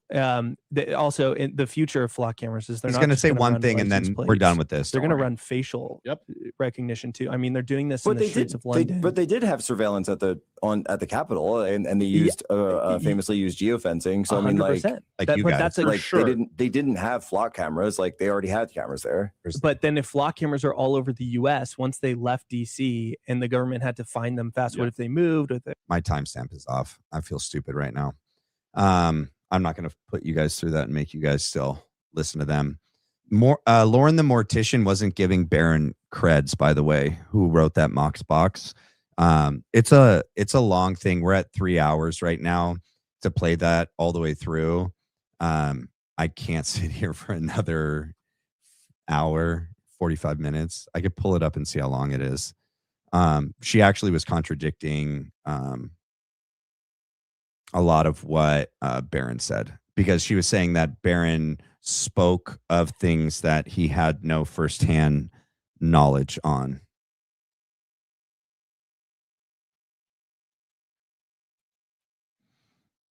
I can look up how long it is. It's 24 minutes. But yeah, you guys can watch that, or if you guys want to watch it together another time. It's just a little late to be starting that video. I'm sorry that the video that I just pulled up was not the part that I wanted to pull up. So some of you guys had mentioned wanting to know what was the documentary that Matt Tuzzarone had mentioned the other day. This is the chessboard documentary. The rundown of, it's called The Whole Chessboard, Understanding How We Got Here. Yeah. Can you actually watch it on here? Does it play? Oh, it does. It's a 2 hours and 36. It's on Rumble if you guys want to watch it. I can't play it right now. Oh, it didn't even pull it up. Where'd it go? Here it is. It's on Rumble. It's The Whole Chessboard, Understanding How We Got Here. It's on Rumble. I might watch that tonight. All right. Let me pull it off of here. Sorry. Let me get rid of some of these tabs so that I can clean everything up. I don't know if you guys saw. I don't want to play Gary. He melts down on X. You guys don't want to see that, right? Gary Meltdown. He attacks Tucker and Elizabeth Lane for their show together. I don't think you guys want to sit through that. Let me pull something up for Charlie.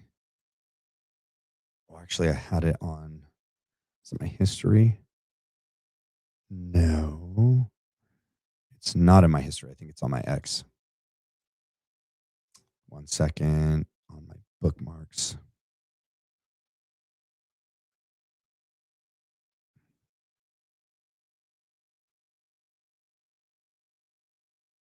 I don't know. Did I play this one with you guys? I don't think I did, actually. All right, this is cool. Hold on. Hold up. Man, because I exited out of that tab before I hit share to screen. I must be tired. That's a horrible excuse. Okay. I'm pulling it up. I swear. I'm going as fast as I can. All right. There's no volume to it, but it's Charlie.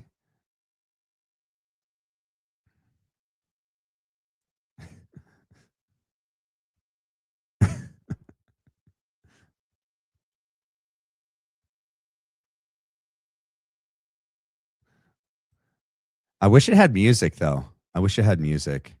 Annika Jost put that up. Where? Let me go to her page. Have you guys heard of Annika Jost?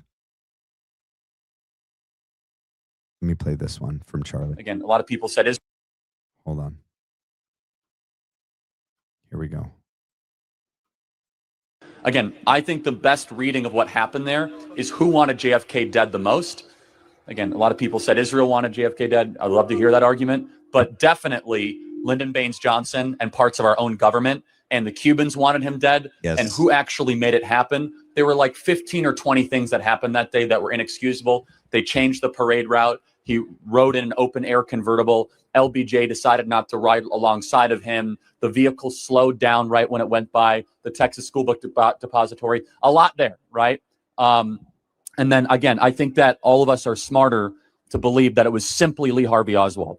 The more important question is not, oh, who did it? We have to first acknowledge it that more than one person did it. Yeah. Once we acknowledge that more than one person did it, then we can expose our government to have lied to us about the JFK assassination, which then I think will sober a lot of us about trusting the government in the future. Do you guys, oh my gosh, that's such, so I already knew that he felt this way, but like, you want to, let's see.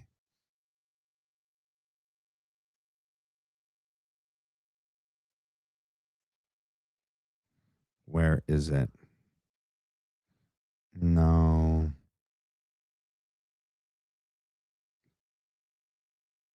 I don't know if it's going to be on his. Blake Neff did a video about the JFK assassination, and he believes the official narrative. So just so you know, he believes the official narrative. Let's see if I go to media and I go back really far. I bet you I can find it.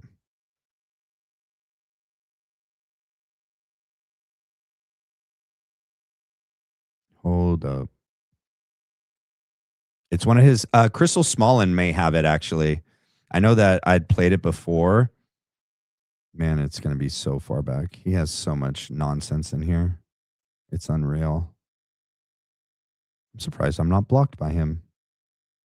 That's good, though. So we can see. I don't know where it is. It's so far back. All right. Anyway, the point is that Charlie questioned the official narrative. He believed that Lyndon Baines Johnson and parts of our government and our intel agencies were part of it. Once you believe that more than one person was involved in it, then we're getting somewhere. Apply that same level of criticism to his assassination, and you're on to something. Blake would have you believe that, no, you just believe the official Patsy story as the truth. You know? What is he doing there, you know? All right, you guys, we are at 2 hours and 56 minutes. I got through all the super chats. If you guys haven't done so already, please do me a favor and hit the like and the subscribe. It's the best way to help support the channel. You can also, if you could, please write a comment in under the video after it posts, and you can hype the video for free. Those are the best ways to help support the channel. Let me check in with you guys. How are you guys doing? Intel agencies took them all out. Yes, I agree. Hola, ¿qué tal? I don't know what that means. I love spending my Sundays with you all. Have a great night. Oh, Jim Carrey. I'm full on barren, by the way. I don't know what that means. Is that like your stuff, like no more? Or like you like it or you're over it? I don't know. Cynthia Lucas Moore. Also, if you guys like it, I've been thinking about, like, as I'm done, not to just hop off right away. I've noticed that a lot of you guys still hang out for a couple minutes after, and maybe I just hang out a little bit longer after I'm done showing videos. You guys can ask questions. You guys can, you know, put things in, and we can engage a little bit more. Hey, Matt, Black Line Brief mods, Ben Sick. Really enjoyed your interview with Stu Peters, Matt Tucciarone, Mitch Snow. He has the pictures. Needs our prayers. Had a dream about you. You were holding a baby in a rocking chair. Me? Don't tell my wife that. Yeah. I think we're done with I mean, God does what he does, you know, but our kids, our twins are 12, and you know, yeah. I always wanted a boy too, you know, like just to have a son. I don't have one, but it's a lot. You have to consider your partner, what they want to, you know, and I don't know. Life, like, it's a crazy time to bring a brand new baby into this world too, though, you know, with everything that's going on. It's insane. But also, if we were to try again, we have a higher potential of having multiple birth because of, we're at higher risk of having 2 or more anytime from now on. So we could go from having 2 kids to having 5 kids overnight. So there's that. Jessica Cat, thank you for that. I didn't mean to hit that. Whoa, everything's moving really fast. Zamet, where are you? You been? What up, Zamet?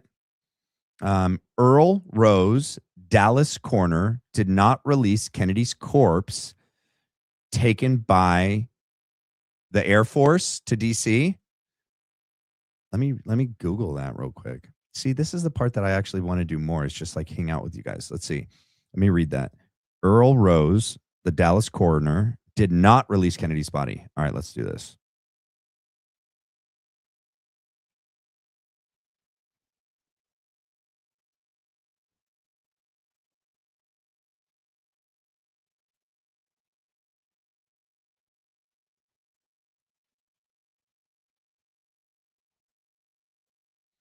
We will see.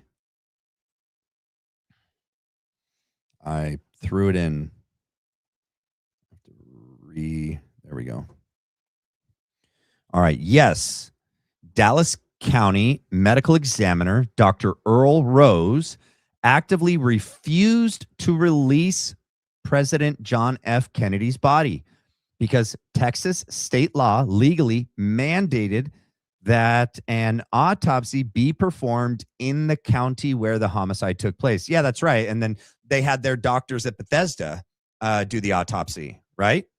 At the time of the assassination on November 22nd, 1963, killing a U.S. president was not yet a federal crime, meaning local Dallas authorities held sole legal jurisdiction over the body. Wow.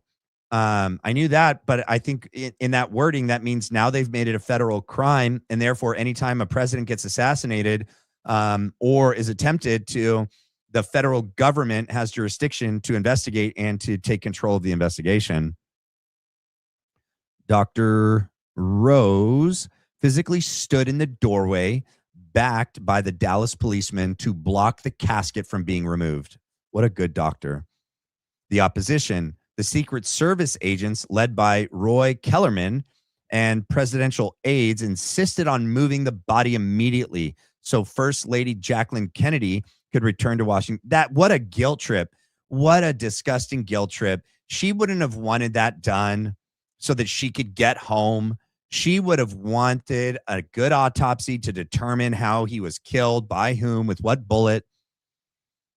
The resolution overruled and heavily pressured by the Secret Service.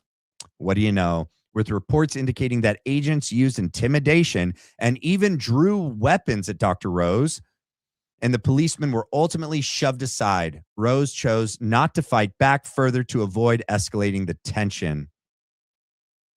Yep, the autopsy was finally done at Bethesda Naval Hospital. Yep, after being flown on Air Force One to Washington, D.C. Because the Bethesda autopsy was handled by military pathologists less experienced in forensic gunshot wounds, it was plagued by errors and missed details. Dr. Rose later noted that breaking the chain of custody and failing to do a proper routine local autopsy directly fueled decades of conspiracy theories. Yep, that's what they wanted. Yep. Nuts. Details about Bethesda autopsy findings. Yeah, sure. Yeah, give me more. What are you going to say about Jack Ruby and Lee Harvey? I already know that. All right, never mind.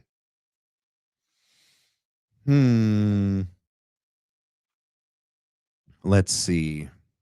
Exactly. Yep. Deep State Hospital, Bethesda. Yeah, I know. I think that's also where they sent, what was it? Secretary of Defense. What was his name? And they got rid of him. What was his name? Secretary of War, Secretary of Defense back then. I don't know if it was still called Secretary of War. They made him go crazy. James Forrestal. Yep. Yep. And I think it's also where they got rid of that guy that was working for the CIA within MK Ultra. And they dosed him and then shoved him out the window. And I forget his name. There was a documentary on it because his family have been fighting for information for decades, like 30 something years, 50 years. Did you see the murder skit T. Farnsworth made? What do you mean? What do you mean? Send it to me, Deanne. Deanne, can you send it to me? Is it a video? Can you send it to me, please? Love how you break everything down. Thank you, JD Mass. I still have original Dallas newspapers and also magazines from that time. No way. MD Hall, do you live out there? When I went out there to visit my wife's family, my brother-in-law, I was there on November 22nd, 2023. Yeah, it was the 60-year anniversary, and they a lot of like well-known people were there that have done investigations, and I went in the school book depository. They actually have an X on Elm Street, like on the ground where the car was the moment he was struck with a bullet. But when you go there and you like walk on the grassy knoll and you actually see how close everything is, like in the video, the Zapruder film, it's very deceiving. It looks like everything is like further away, but everything's a lot closer together than that. Sorry, I'm trying to do this without shaking the TV. You can see that like people would have been able to see the smoke or the gunshot go off behind the fence over on the grassy knoll, or if there was other shots that came from different parts of that little area. It's Frank Olson. Yes, Frank Olson. Autumn. That's the guy that was working for the CIA and MK Ultra and was done. He's like, I don't want to do this anymore. I'm done dosing people that don't know they're being dosed. And like, they were trying to learn how to manipulate behavior. They were also looking for like truth serums, like in what state could people be manipulated to do things they wouldn't normally do, or be persuaded to falsely confess or confess actual truth. And he's like, I'm done. And they're like, all right, blood in, blood out, buddy. Dose you later, out the window, So, yeah. The guy in the front seat shot JFK. I've seen that video. I don't think so, though. I don't think so. I've done so much on this. I personally believe that it was like shooting fish in a barrel, and there were multiple shooters, and they were going to make sure, JFK wasn't getting out of there alive. I think the major kill shot, though, came from the grassy knoll. You'd have to look at like the bullet trajectory on how could the backside of his skull been blown off backwards and his, back to the left, back and to the left. That the bullet, I think that bullet came from up there. I think another bullet came from behind somewhere that went in through the back and out through the front. Or it went in and went out that way, the opposite direction. That's one of the holes. We honestly would never know. High school video, someone sent it to me. He did a skit. I mean, is it really bad though? Am I going to be able to play it? I don't see it. I checked my email. I don't see it, ladies and gentlemen. I'm waiting a second to see if it comes in.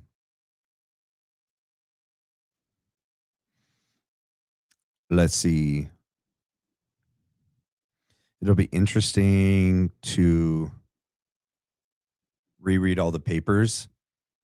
Yeah. Can you take like photos of some of them and email them to me? MD Hall. Can you take photos of some of those newspapers and magazines and email them to me? The blacklinebrief@gmail.com. I have this, I'm drawn to JFK. There's just like something, I don't know. There's all these, I don't know. I don't want to get weird. I have, I don't know, like a connection. I don't know. I'm drawn to what happened to him, to his life and to his death. And I've spent so many hours in watching documentaries, reading, researching JFK.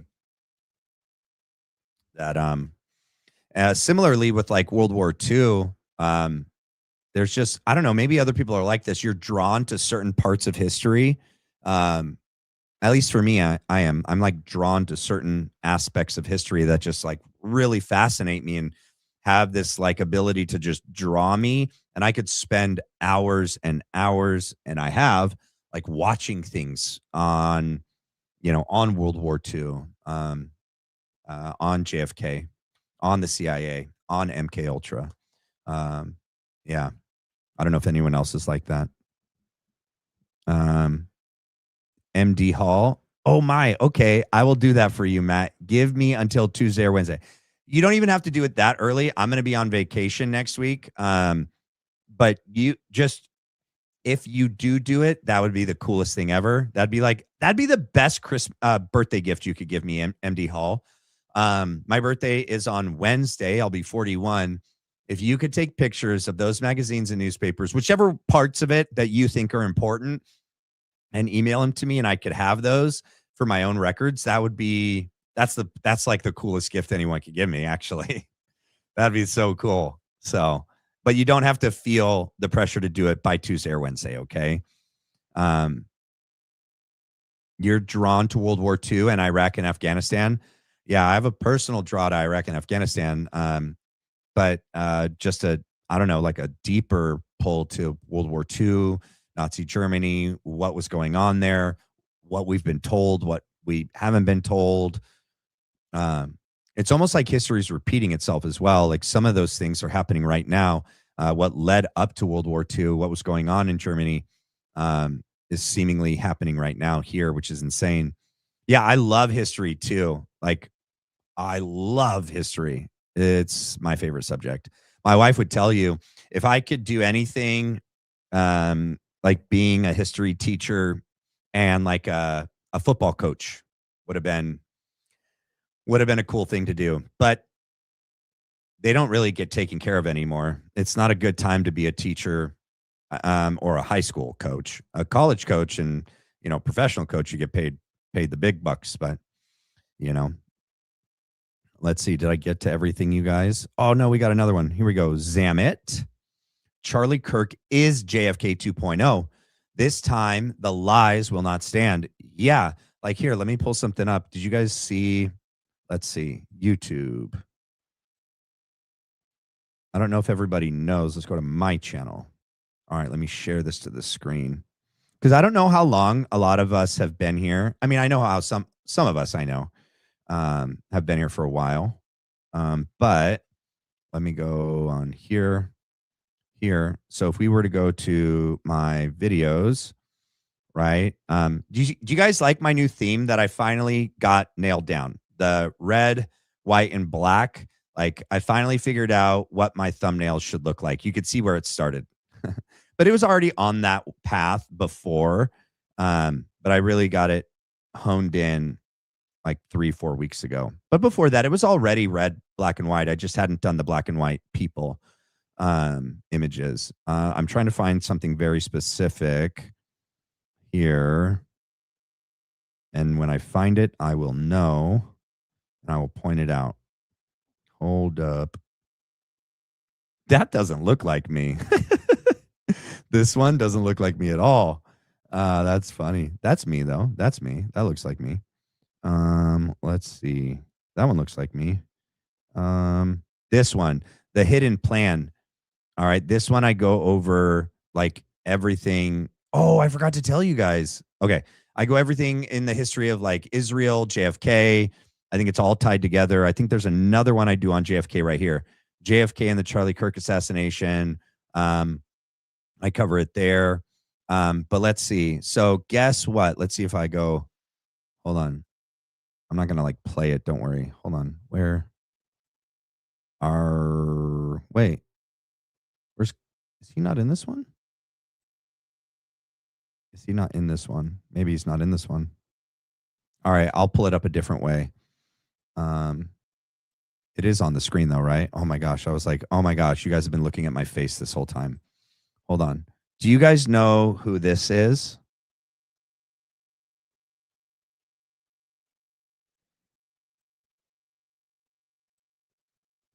So this is Liberty Lockdown. His name is Clint Russell. He's been on some pretty big shows, right? He knows Ian Carroll, Dave Smith. He used to be friends with Tim Pool back in the day. He's been on Julian Dory. He's been on Baron Coleman. He's going to be a special guest. I reached out to him and Clint Russell agreed to like just hang out and like have a conversation about all things that we're experiencing right now, whether that's like the Iran war, Israel, their relationship with the United States, Trump, MAGA, America First. the state of the nation, the Charlie Kirk assassination, who did it, who didn't, TPUSA, Erica Kirk. We're going to get to talk about all that. It's going to be this Thursday. I'll be on vacation, but that's when we're going to do it. So Clint Russell from Liberty Lockdown will be on the Black Line Brief on Thursday. I don't know the time yet. I have to message him back.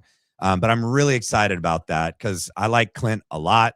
He does great work. And I think we're from the same place. I think we're both from Southern California. I don't think that's where he lives anymore. But I remember when I first started watching, I was like, I think I've seen you before, in person. I think we might know people that know each other, or we went to similar schools. But I'm excited. Thursday, we're going to have Clint Russell on the Black Line Brief. Super excited.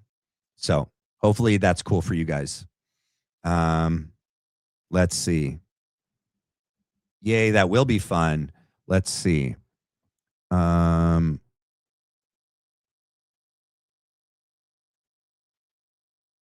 Oh, yeah, that's right. We were going to have Pops on. Hold on.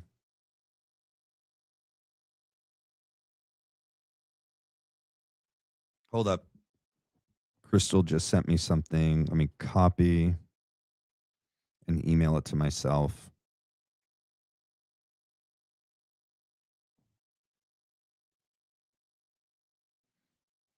Okay, Crystal.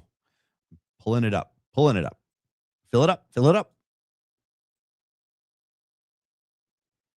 Wait, that's not the same one. That's not it. Wait, Crystal, hold on.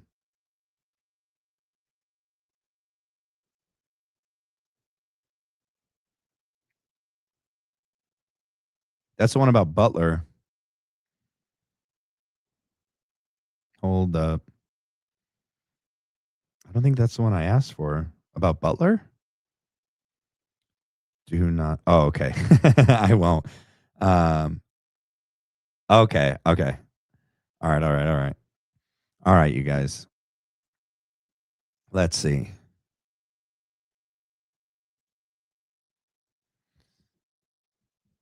KKK, Matt, definitely will. I will. What will I do? Yes, you are in good company. I found Clint through Dave Smith talking about him, how his show hasn't blown up. I'll never understand. Because he's been demonetized. So Clint, he just made it to 100,000 recently. He got his silver plaque. That's an amazing accomplishment. It's actually really hard to get a channel to be successful. And he was demonetized. They they nuked his account because he was going big during COVID. And then he had to appeal it. He had to take all his videos down to try and save his channel. And then finally was able to kind of restart it up. And yeah, so I don't know why else he's not big. Well, he doesn't do lives. I think there's a huge component about this space that we all love, the live component. We get to interact with one another and hang out and have a community. And that's why that's all I really do. I love that component. For all of us, for you guys to have that. But also it's we get to really get to know one another through here. It's so different, just leaving comments on a video, which is still cool. But you're not, you're not the same people each day, each week. So I hope that he said that he can't really do lives because of his Wi-Fi isn't great. He said he'll do a live with me, which is great. Hopefully we won't have any issues. I also really recently getting off here and going into X Spaces and hanging out with a lot of you guys and getting to talk to you guys like Vasiliki. Who else has been from here? Yeah, if I don't remember off the top of my head. But anyways, getting to talk directly with a lot of you guys in these X Spaces is a way for you guys to hang out with me and me actually get to meet you guys. You guys get to see me and hear me. I never really get to see you and hear you. So that's really cool too. To me, I think the coolest part about this is the community aspect to it, is getting to know one another and feeling we're not alone and isolated and we're not crazy. that's how they would love us to think and feel about ourselves, and disconnected from one another. And I really think that we're kind of taking back parts of social media that have historically been used to separate us and like to dumb us down, or to drive like false narratives and propaganda and fear into us. That a lot of us seem to be using it for a good purpose. Like we're getting to know one another and building communities together. We look forward to seeing one another, hearing from one another. And I don't know, I freaking love that about it. So yeah, I don't know. I think my dad's probably asleep. I could try and call him. Let's see.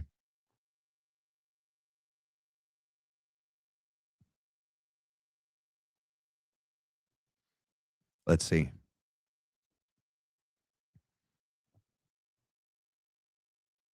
Yeah, Tim Pool is a douchebag. Yes. Clint's not friends with him anymore.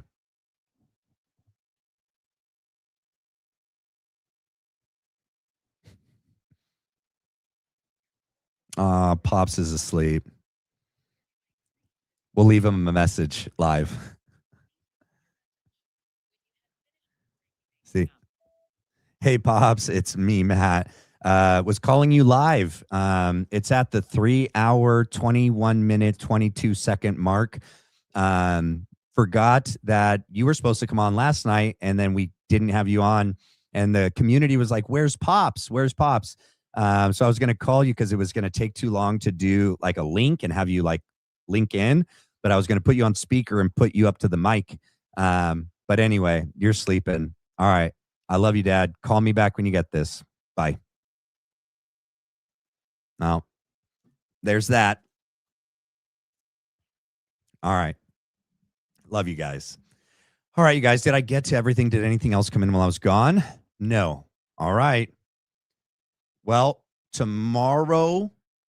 Okay. Tomorrow I'm going to do 2 shows. Okay. I haven't figured out what time the morning afternoon show will be.